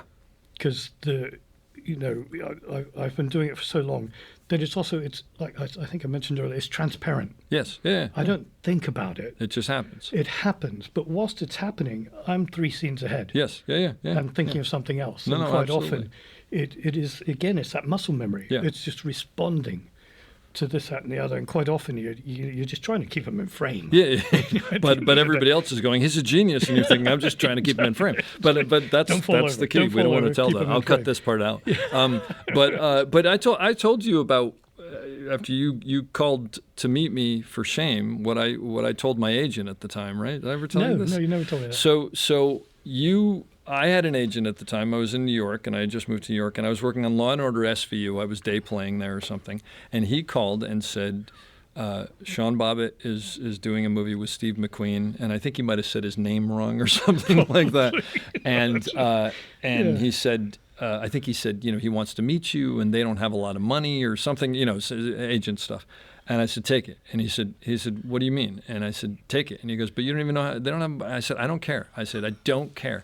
And I said, these are the guys who made Hunger. And he said, what? And I remember thinking, all right, this is not going to, we're not going to be together very long. Yeah.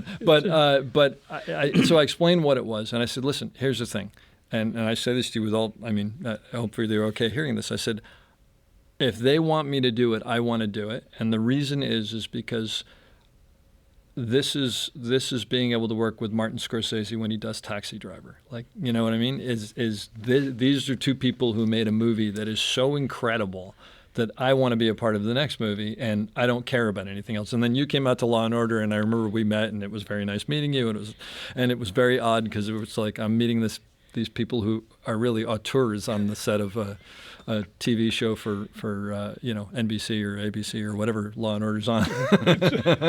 And that was an amazing experience. I mean, that was an incredible experience. It's funny because we never, particularly at that time, we didn't consider ourselves auteurs. I'm sure you didn't, but but you were. We were just given these opportunities. Yeah. But going back to Hunger, I want to ask you about that because there are these great long shots in that movie. And granted, there's I think it's 16-minute shot of Bobby Sands and the priest, and it's just the camera. It was 21 minutes and a half.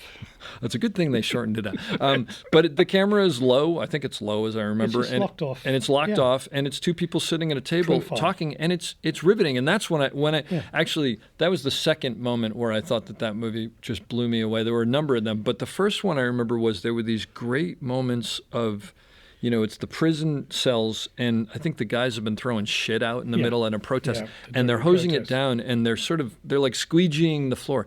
But it's just this slow-moving shot that follows it, and it goes as long as it wants to go, like longer than any movie ever would. And it's so great because it just explains that entire situation, and I thought those were amazing. Yeah, and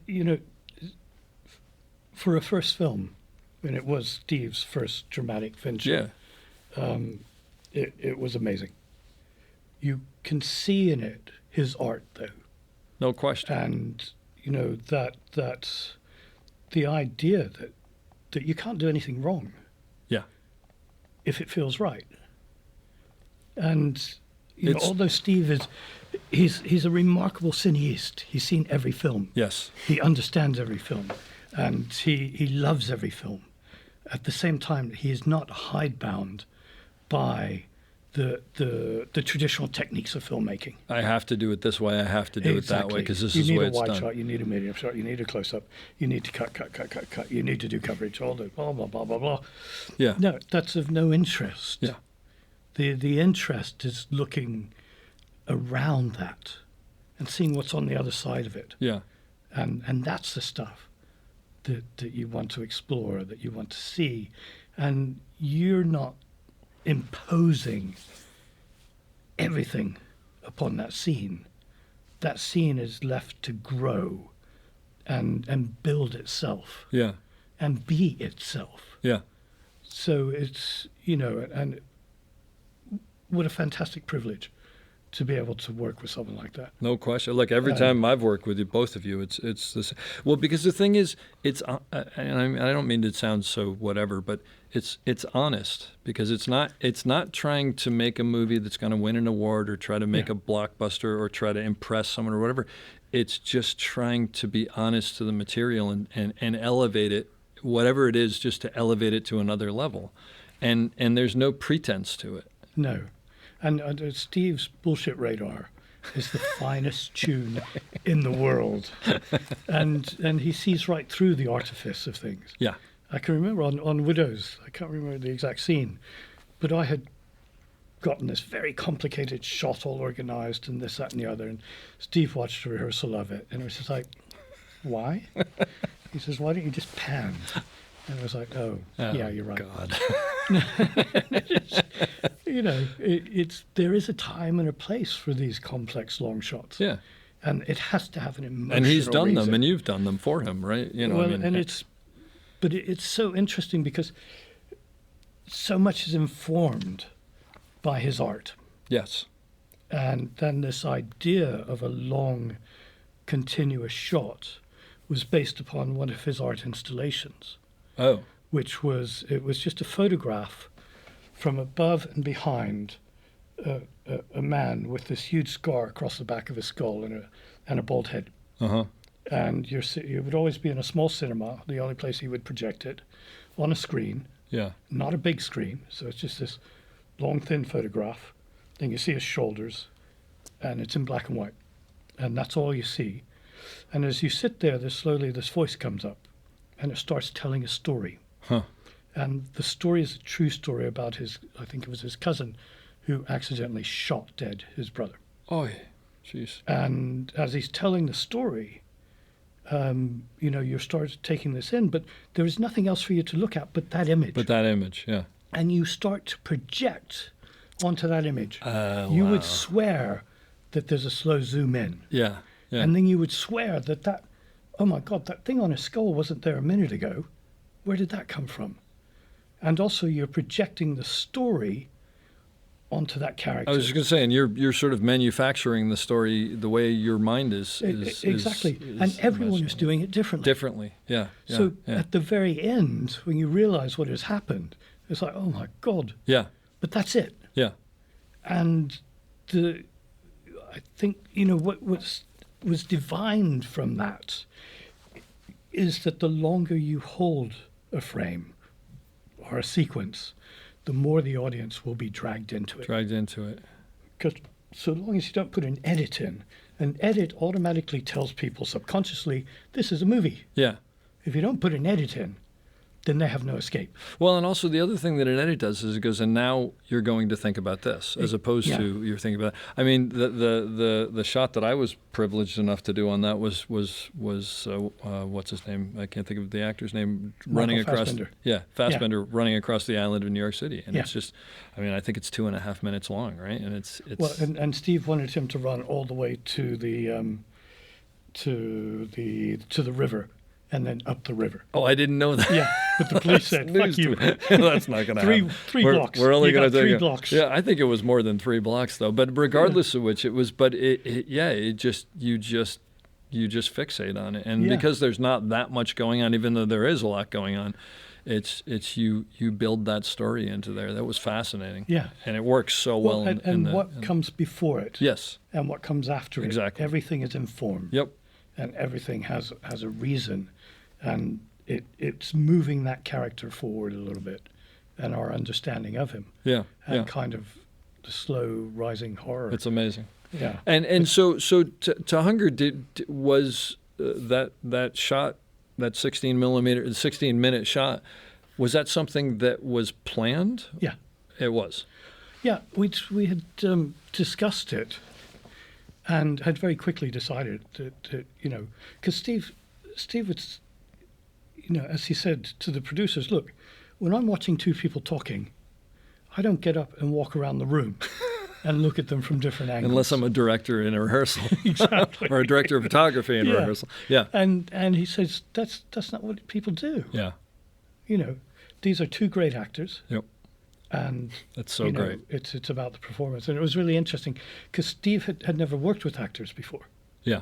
and so he was feeling his way, and also weirdly doing it just naturally, right? Completely. Because there was no artifice. Because Yeah. it's not like he went to school for it or No. something like that. but there was a problem because both Michael and the other actor weren't taking it very seriously, the rehearsals of this very long scene. So Steve called me in and said, Sean, explain to them how we're going to shoot this. and as I was explaining, it was going to be one locked off shot. You could see the two of them as Oh. it sort of clicking in their heads. Oh, okay, so we really need to know this, don't we? Yeah. Type thing. And what they did was they moved in together.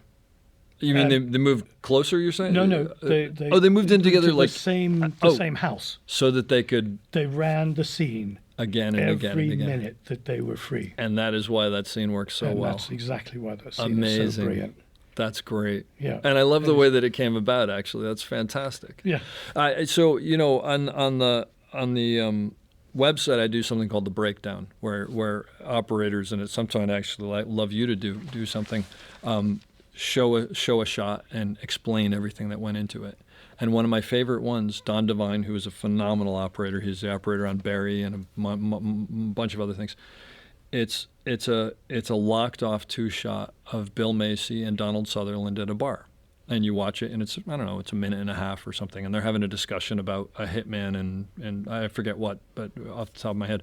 But and then he comes back to explain it, and usually it's a big Steadicam shot and a crane shot and this and then the other, and he says, look, it's a locked off shot, and these are the best shots in the world because I just get to watch the play, and you get to watch the play. And one of the things that I love that he said, which is the same thing there, is and you get to decide the editing.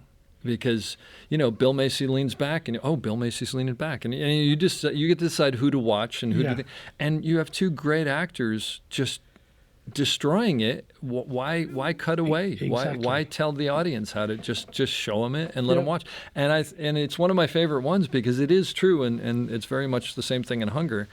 It's riveting, and it in the same way that you were talking about the scar, which is why you brought it up. Is you sort of go through waves of Well, you lose interest, and then something is said that yeah. pulls you back in. Yeah. And you drift out and in and Yeah. out, and and also 90% of people swear there's a slow zoom in. Is that right? Yeah. Oh, that's And fascinating. there's not. And that's the amazing thing. We project, if there's nothing else there, Yeah. we project our own ideas onto Yeah, it. yeah. But it also, You fill the void. you fill the void, Yeah. but it means something more because it's there's yours. no distraction. Yeah. Oh, yeah. I see what you're saying. In terms of an audience. Well, and it's not you're that free. manufactured. You're manufacturing it yourself, right? Yeah, exactly. Yeah. That's And, amazing. that's the thing. Engaging an audience is the single most important thing at all. Yeah. Instead of, leading them by the nose and telling them everything, make them work. Make them work for it. Yeah. There's no question about it. It's Because always better. they will enjoy it an awful lot more. What about the final sequence in that where he's I guess ascending to heaven, but it's sort of that floaty, it's the camera's kind of floating above him and it's I mean there's a wonderful story with that. Oh, is there? Because Steve had described it. It was as if it were a balloon bouncing off the walls in slow motion and around him. Oh, it sort of does feel a little bit like that, actually. And we actually tried balloons. Like helium balloons. Yes. That probably didn't and work of course well. It was what was it? It was Like a mini weather balloon kind of thing, or no. I'm thinking the camera was. Oh. Was it 16 or 35? It's 35. Oh, okay. But in like two perf. And so it was like an Area 3 or something like that? no, or? and sorry. Don't worry about it. But it was the lightweight handheld. Yeah, Larry, okay, gotcha. Which was still way too heavy for a balloon. We calculated that my grip was just like, how are we going to do this? How are we going to do this? Oh, because the size of the balloon The you balloon need had for to the be room that larger you're in. than the set. You have to build a huge set. Yeah, Exactly. yeah. And we came up with all these ideas of this incredible rig of across the top with gaff poles that rolled up and down and side to side and this, that, and the other. And finally, it was like, God, the only way we can do this is with a technocrane. Uh-huh. A little, 25 or Yeah. something like that. But this is a fairly low budget movie. We didn't have the money for it, and Yeah. there are no technocranes at that time in Northern Ireland. Oh, even more so. Okay, yeah. So, I talked to Steve about it, and he goes to the producers and said, well, we need a technocrane. And they were like, well, that's £1,500 just to get it here, Just to transport. just to transport it, and we don't have the money. So Steve said, well, I'll pay for it. And he did. Because it was that important to It him. was that important. There you go. So he paid for that. What they wouldn't pay for was the second grip to work it. Not important. Not important. They didn't think it was important. So what they Good did, Lord. and infuriatingly, but actually it all turned out good in the Yeah, end. well, But whatever it is each- turned out well, so it doesn't mean... But they got a trainee grip in Belfast, Sure. who actually wasn't even a trainee grip. He knew nothing. And so my key grip, it was very complicated because it starts here, and as he sits up, it goes somewhere else. Yeah. And it's literally bouncing slowly around the room Yep. as he's sick and falling back down. Yeah. And we're looking for this floatiness. And so we started to block it out. Trainee grip had never done anything like it before in his life, and he couldn't remember the moves. And I was on, thank God, I was on a pan bar system Oh, as opposed to wheels, yeah. as okay. opposed to Yeah, wheels. Yeah. Because, so we went for a take, and I had no idea where it was going to go. Because this guy, Because he'd be different every time. It was different every time. But that works for it probably, and right? I can remember, doing 180s around Yeah. this thing at high speed and tilting it Oh, up and yeah, down. sure. And you're probably walking all the way around my key grip, who's crying Yeah. because this is a disaster. Yeah. And after the first take, Steve stood up I know. and threw his headphones down. He said, "That's it. I'm going to lunch." That was amazing. And I was like, I could totally see this. I totally and see this. I said to Steve, that's actually the worst shot I've ever operated in my life. And he said, "You're wrong. It was brilliant. I'm going to lunch." I said, "Can we do it just one more time?" He was like, "No." So that's the only take. I think so, yeah. Amazing. And it was just, and literally, Steve Pugh, the key grip, was in tears. He thought his job was over. That was it. But what you end up with is something brilliant. It's- unique. no. And that was, is always the thing about working with Steve, is that you have to have a completely open mind. Yes. Because nothing is wrong. Yep. And if you try to be too didactic or too hidebound or too technical or, generally speaking, he sees through that. Yeah. And there's no truth there. Yep. You're actually trying to hide behind a technique or something else. And that's not what he's looking for. Yeah. He's looking for always a true, honest reaction. Yeah. And that's one of the things that I love about working with him, and that's exactly it right there in a nutshell. And that has given me the freedom as an operator in every film I do Yeah. to look beyond and to try stuff. Yeah. Because it's, if I think it's right, it probably is right. Yeah. Well, you trust your gut, right? Yeah. Yeah. And it was, it was actually the first thing that I ever worked with Steve on, is an art installation piece called Western Deep. And it's shot down the deepest gold mine in the world. It's almost 2 miles underground. In South Africa. In South Africa. Yeah. On the gold reef there. And just to get that far down takes several hours. Oh, that's it. I thought it would be more than that. Boom, Wow. boom, boom. And didn't you tell me it's like 90 degrees down there or something even like hotter that? than that. Because you're actually close to the Earth's core. Close to the Earth's core. They have to air condition it or else you won't survive there. So it's 90 degrees with the air with conditioning. the air conditioning. It's Good not good air Lord. conditioning. I mean, this is really crude Yeah. South African air Yeah, conditioning. okay. But we had discussed this for months, what we were going to do there, and in the way that I thought the only way we could shoot it because of safety concerns Yeah. was on Super 8, Okay. because it's got a very small battery Yeah. and it's very reliable, and you don't want sparks Oh, because of all the dust and whatnot. and potential of combustion. of exploding Yeah, fumes. yeah. 2 miles underground, it explodes. That's not good. You're not getting out of No, there. no. No one is. Oh. So we shot it on Super 8 Yeah. film, Mm-hmm. 500 Kodak 500, and we had special little things made up, the little cartridges. Yeah. And I filmed all the way down, and bits here and bits there. Again, thinking we don't have unlimited. What are we going to need? resources What are here. we going to use? Yeah. Exactly, Yeah. and we need to get to the face. And and he was involved in that? Oh or yeah, you- no, he was there beside me. It was, But yeah. and we had a sound man as well. Yeah. Okay. And we got all the way down to the bottom, and I turned to him and said, "Okay, what do we do now?" And he just said, "I don't know. There's something here. Let's find it." And I almost smacked him. I thought, "My God, I've been to some of the most dangerous places in the world, and this is one of the most hostile environments you can possibly in. Yeah. That deep down, it's hot, it's humid. A lot of the ceiling is unsured, so it's falling down." Oh. And it was just like, for a minute, I was incandescent with anger. And then it was like just a slow little bliss. It was like, okay, what's here? And I started filming. And the first time in my life, the images that I was seeing and running on, they weren't part of a narrative. Huh. There was no story there. Because everything I'd done up to there, it'd been always, news, documentaries, small dramas. You have to find it, but there's a story. There's some. There's a story there, but it's not a story. That wasn't the point. The point was what was there. Yeah. And after a couple of minutes, I became euphoric. Huh. Because for the first time in my life, there was total freedom. It was absolutely, there was nothing didactic. You got to do this, you got to do that. This is important, that's important. It was what was there. Yeah. And Steve knew that. I didn't. But that privilege and that experience has informed everything I've ever done since then. Interesting. Because it is, nothing's wrong. Give it a go.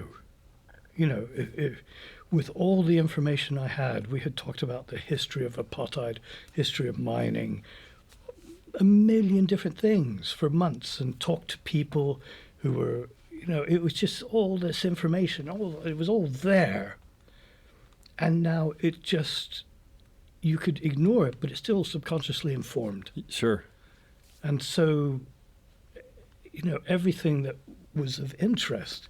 And again, it was just because we got down onto the face itself, which is only 1.5 feet high. Oh. And God. a 45-degree angle.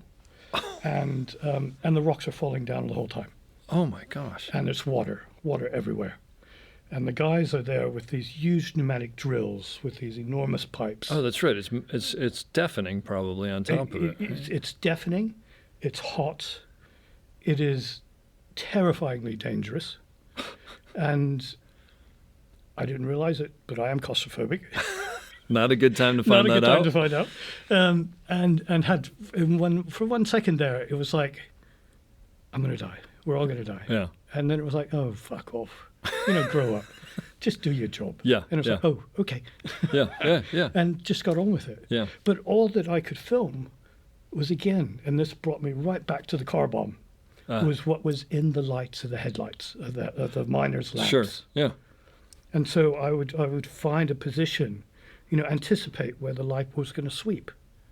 And so most of it's darkness.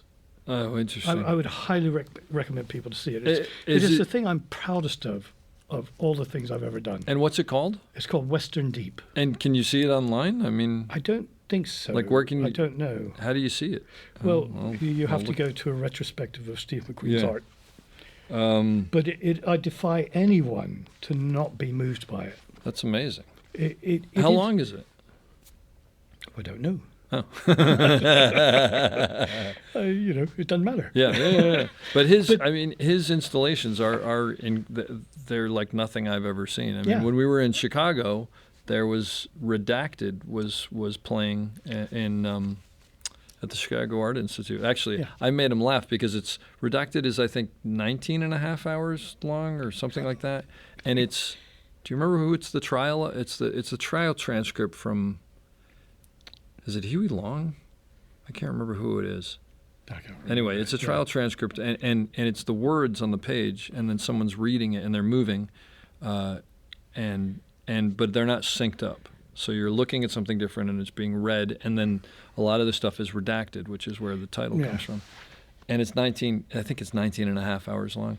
So I saw him on a Monday, and I said, hey, I saw Redacted yesterday. He goes, oh, what'd you think? And I said, like the first hour was riveting, and 2 and 3 kind of lost me, but it picks up around 7, and then and as I was doing it, his eyes were going bigger and bigger. And afterwards, he goes, "You're kidding me?" I said, "No, I'm totally kidding you." I didn't sit and watch the whole thing.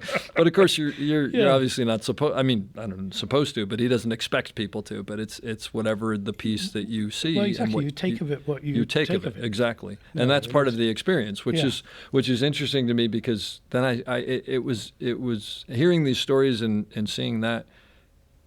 It was a window into how he makes films, because he makes films unlike anyone I've ever worked with before. Because, and I've said this before, and it sounds all highfalutin, but it's really not. He's an artist who just happens to be working in film, and if he was working in paint or something like that, he'd do it the same way almost. But it's just this is his medium, as opposed to. Well, I think he would say that he's actually a filmmaker who got into film through art. Well, there you go. So there you go. But I've never worked with anybody who sort of has that process. Yeah, it's unique. And for me, the possibility of actually partaking in a bona fide work of art. What are the chances of that? That's never going to happen. And how amazing it is that he found you, who was willing to, because a lot of people couldn't go down that road. I mean, no, this is a film, and we have a budget, and we have this, and we have that, and we have to do things. We have to make our day, and we have exactly the compromise. Which doesn't mean that you throw those things out, but it's not the first and foremost. Yeah. No, that's amazing. Well, in fact, it was he watched Wonderland with his wife Bianca, and at the end of Wonderland, she said to him, "You should be working with that cinematographer." Really? Yeah. And so he tracked me down. And so he called you out of the blue. Yeah. I love that. That's fantastic. Isn't Bianca also the person who founded a B&B at a bed and breakfast, like 12 Years a Slave, and read it and gave it to him and said this should be a movie? Yeah. She's got. She's there's something special very there. Important. That's very incredible. Special. Yeah. Wow. Yeah. Wow. So we should probably get back to operating. Yeah. In some way or shape or form. This is also fast. I mean, here's the thing: is like so much of this is applicable in weird ways, because that's the thing about this. Talking to people is there's not a lot about this that's about framing and composition, because, well, first of all, on a podcast, I tried that once and it didn't work very well. No, really, like this is a close-up. You just have to trust me. This is a close-up. Just imagine. But because that's 10% of what you do, right? As an operator, it's where you begin. That's the beginning. Yeah, and that's why you really should do some photography. Yeah, and I have no training as an operator at all. Well, you have no formal training, but clearly you were trained on the job. Well, the first time I was presented with a dolly, it was like, holy shit, what do I do now? But I loved it. Yeah. And I had a really good grip. Yeah. And, really good gaffers and these amazing people that you get to work with who help you and guide you in your early days. Sure. And, a lot of people, when they do, when they start working on jobs, they're afraid to get older people in. Afraid that the older people are just gonna sandbag them. This is the way it's done. This is the way it's done, and blah blah blah. Yeah. Nah, No, by working with those people, you will progress your skill level dramatically in a very short period of time. Yep. And it's really important that you learn from others, and what you're learning is not, you're learning how to actually do things, Sure. as opposed to the theory of how things are done. And it's that practical experience, which is why I always say to people who are just beginning or students that just shoot stuff. Go out and operate on stuff. Yeah. The more you possibly can do, the better you will become. And nowadays, that's actually so much easier because, like I said, I mean, and it's not the ideal thing, but worst case scenario, you do have a phone where you can shoot stuff with that and frame things and look at it back, and then hopefully work on things with actual lenses, of course. I'm not saying that's the only way, but and not to become too fixated with the technology. No, exactly. I mean, a camera is a box that light goes into, and the light is stored in some way. Yeah. Lenses are how the light gets into the box. Yep. And people obsess about the gear and the technology, and there's no point to that. Yeah, well, I think you have to understand it in order to understand what's possible, but at the end of the day, you have to let it go and just tell a story. Yeah, one camera is not going to tell a story better than another camera. Yeah, it's not the camera that does it; it is the people who operate the camera. What about you working with assistants? And do you like it when assistants? I mean, do you give assistants the license to make decisions if they happen? Absolutely. Yeah. It's a collaborative effort. Yeah. The fascinating thing was that news documentaries, I did everything. I walked around the world with a tripod on one shoulder and a camera in the other hand. Yeah. And everything. I pulled my own focus, I set my own exposures, everything. Yeah. It had to be. So, and that's the way it's done. Yeah. So again, you learn an awful lot. But when I was actually on Wonderland, presented with a proper crew, a focus puller and a loader, it was like, oh, what do I do with these people? and luckily I had two of the best, and to this day, they're still very, very good friends and very important friends. Yeah. Because Nick Lawson, the focus puller, was brilliant. Yeah. A lot of people, Super 16, we were on high-speed lenses in dark places, available light, handheld, without seeing a rehearsal. Oh. And he just was like, oh, okay. Yep. And got on with it. Yeah. And Gordon Seagrove, the clapper loader, just that resource. Yeah. The logistics of everything. And it was just brilliant. Yeah. And after the first day, it was like, this is really, really nice. Yeah. These, we are a team. Yeah. And it is that collaboration from everyone involved. And I believe everyone has a right to have an idea and to put their idea forward. Yep. And I'll, if it's a really good one, I'll take it and say it's my own. That's what the DP does. That's what a DP does. That's what I learned very quickly. Yeah. But no, I filmmaking is collaboration and communications. Someone has a good idea. Brilliant. Let's do that. Yeah. Because it's a good idea. If it's not a good idea, then instead of saying, oh, no, that's an awful idea, it's like, I like that, but I don't think it's appropriate for what we're doing right now. But if you have another idea, let me know. Because people think that you're a DOP or you're a director, that you're sort of this monolith. Yeah. That knows everything. Yeah. And has got everything in their head, and they're these mad geniuses, and it's not. We just stumble through it every day and do the best we can. But I like what you said there about the fact that I think that's really important, especially for newer operators who come in who don't have as much experience, and maybe they're working with a dolly grip or a focus puller who have much more experience. There's that weird thing of I kind of have to drive the bus here a little bit, but you also know more than I do, and you know that you know more than I do, and I know that you more. So I think there is that thing of if it's not what's working for you, but saying, it's a great idea. It just isn't what right now, but please continue because I need this help. And Yeah. and there's that weird balance that has to happen. I think of The first week of any film, yeah, particularly if you're working with a new crew, yeah, and I've had the great privilege of working all over the world. They don't always let me, and they actually these days rarely let you take a crew with you. yeah, So you have a local crew that you have to assess very quickly. How do you do that? Sometimes very badly, sometimes very well. I didn't ask you if you did it well or poorly. How do you do that? But do you have any tips for how to do that? I mean, the thing is to talk to people Yeah, and then watch them.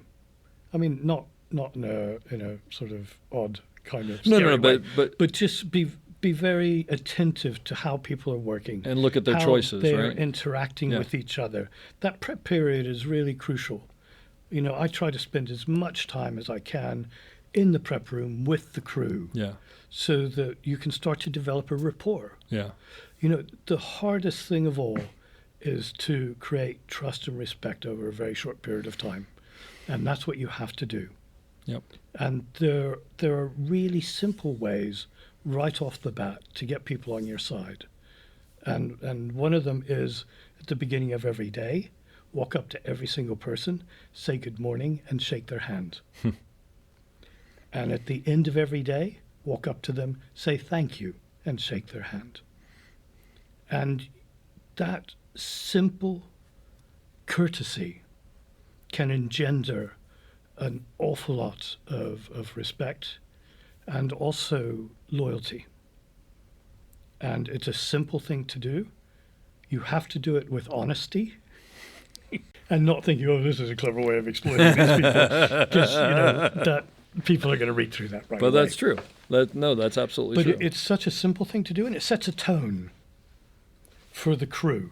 That you respect them. That you respect them, Yeah. but also that this is we're not all chummy here. This is not a frat house. This is serious stuff, and is to be treated seriously. And yes, we're going to have fun, but we've got to do the job first. So as you're watching and assessing, you're looking for people who are collaborating with each other, people who are calm and appearing to be knowledgeable, and just slowly talk to people like a human being. Get to know them, and it's very important that you do talk to everyone and sort of figure out where they're from, what they want, where they're going, what they've done, and are they honest? Or are they making it up?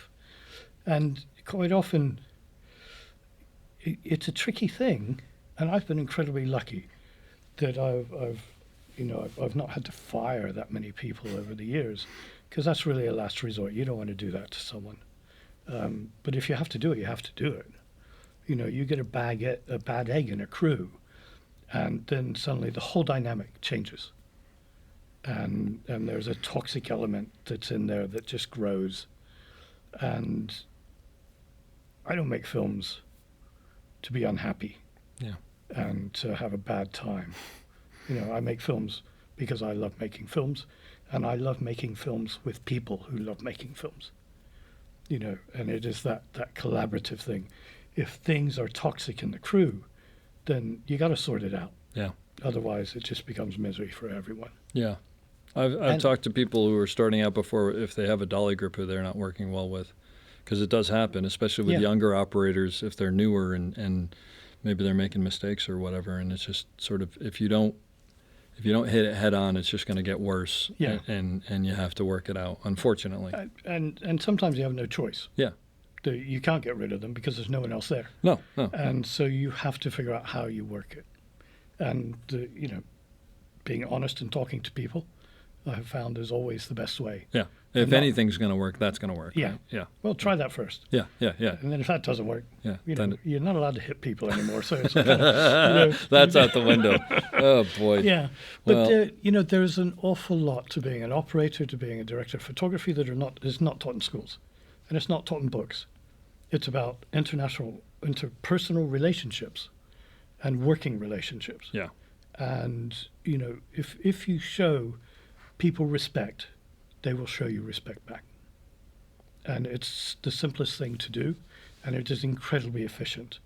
And once you have people on your side, then, you know, the fun really begins. And if it's not fun, why are you doing it? You know, at the end of the day, we take it all very, very seriously, but we're making a movie. You know, in my mind, when I find myself getting really sucked into,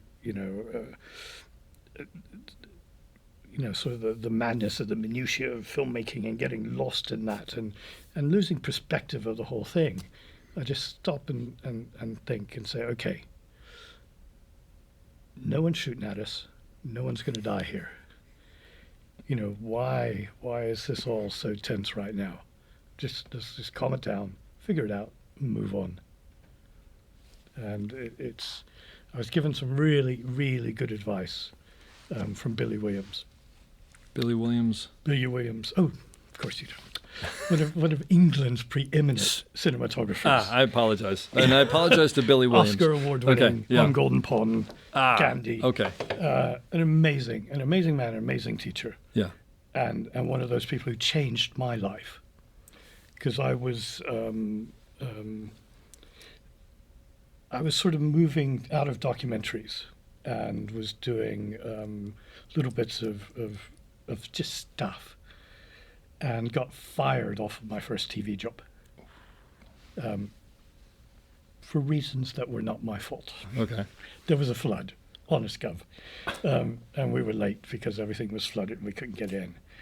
I'm not even going to tell you the story. It's pointless. The whole point you got fired, nonetheless. I got fired, yeah. and okay. I was so despondent. I mean, just how old were you at this point? I was in your 20s. I mean, 38. Okay. Okay. So this is later. Okay. Yeah. Yeah. I did my first film when I was 40. Yeah, that's true. Listen because to that, everybody. You had 20 some careers before that. Yeah. You know, if you're young, and say you're 23 and you haven't done your first feature film, don't worry. Yeah. You got the rest of your life. You know, you will be learning the whole time. When you finally get the chance to do that feature film, you might actually know what you're doing. You'd be ready. Yeah. Yeah. So if it's not going to happen tomorrow, if it does happen tomorrow, great. Good luck. Yep. You know, do the best you can. But if it's not happening, just keep going. Just keep shooting. Yeah. Keep operating. Keep doing what you want to do. And that's a really important thing is we all think we know what we want to do. I still think I want to be a writer-director. I said it early on. Yeah. But no, I don't. I know now that I would never have made a good writer-director. I do not have the discipline to do either of those skills. And I do not have the patience either to do either of those things. But you wouldn't be here if you hadn't wanted to do that. Exactly. Yeah. But, you know, doors open for you. I've met it, and you walk through the door, you don't walk through the door. My advice would be to walk through every door that opens and just see what's on the other side. If you don't like it, walk back again. You know, it's not life or death. And doors opened for me and I went through them. Yeah. And I actually ended up doing the job I should be doing. And, you know, if you know you want to be in cinema, you want to make films, you think you know what you want to do, I'd say, you know, if you are absolutely set and you know what you want to do, then aim for that. Do not accept anything less. Work towards that goal. If you're not quite sure, just get into the industry and move about. It can be incredibly fluid, particularly in America, much less so or much more so than a lot of other countries. And their industries are much smaller, and so it becomes very difficult to change. But find out over time what it is that gives you joy, and believe it when your body tells you that, when your mind tells you that, oh, I really like this, then do that.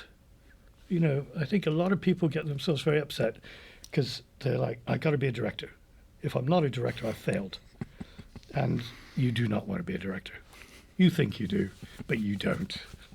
You know, it takes a very, very special type of person.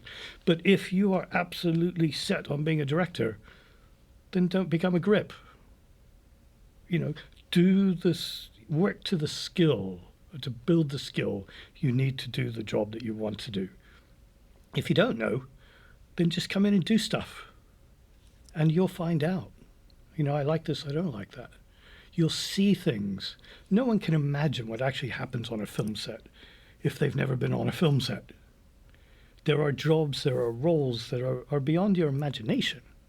I mean, you think of the VFX and FXX, you know, and costume and hair and makeup and all these things that are as skilled and as difficult and as equally important as operating is.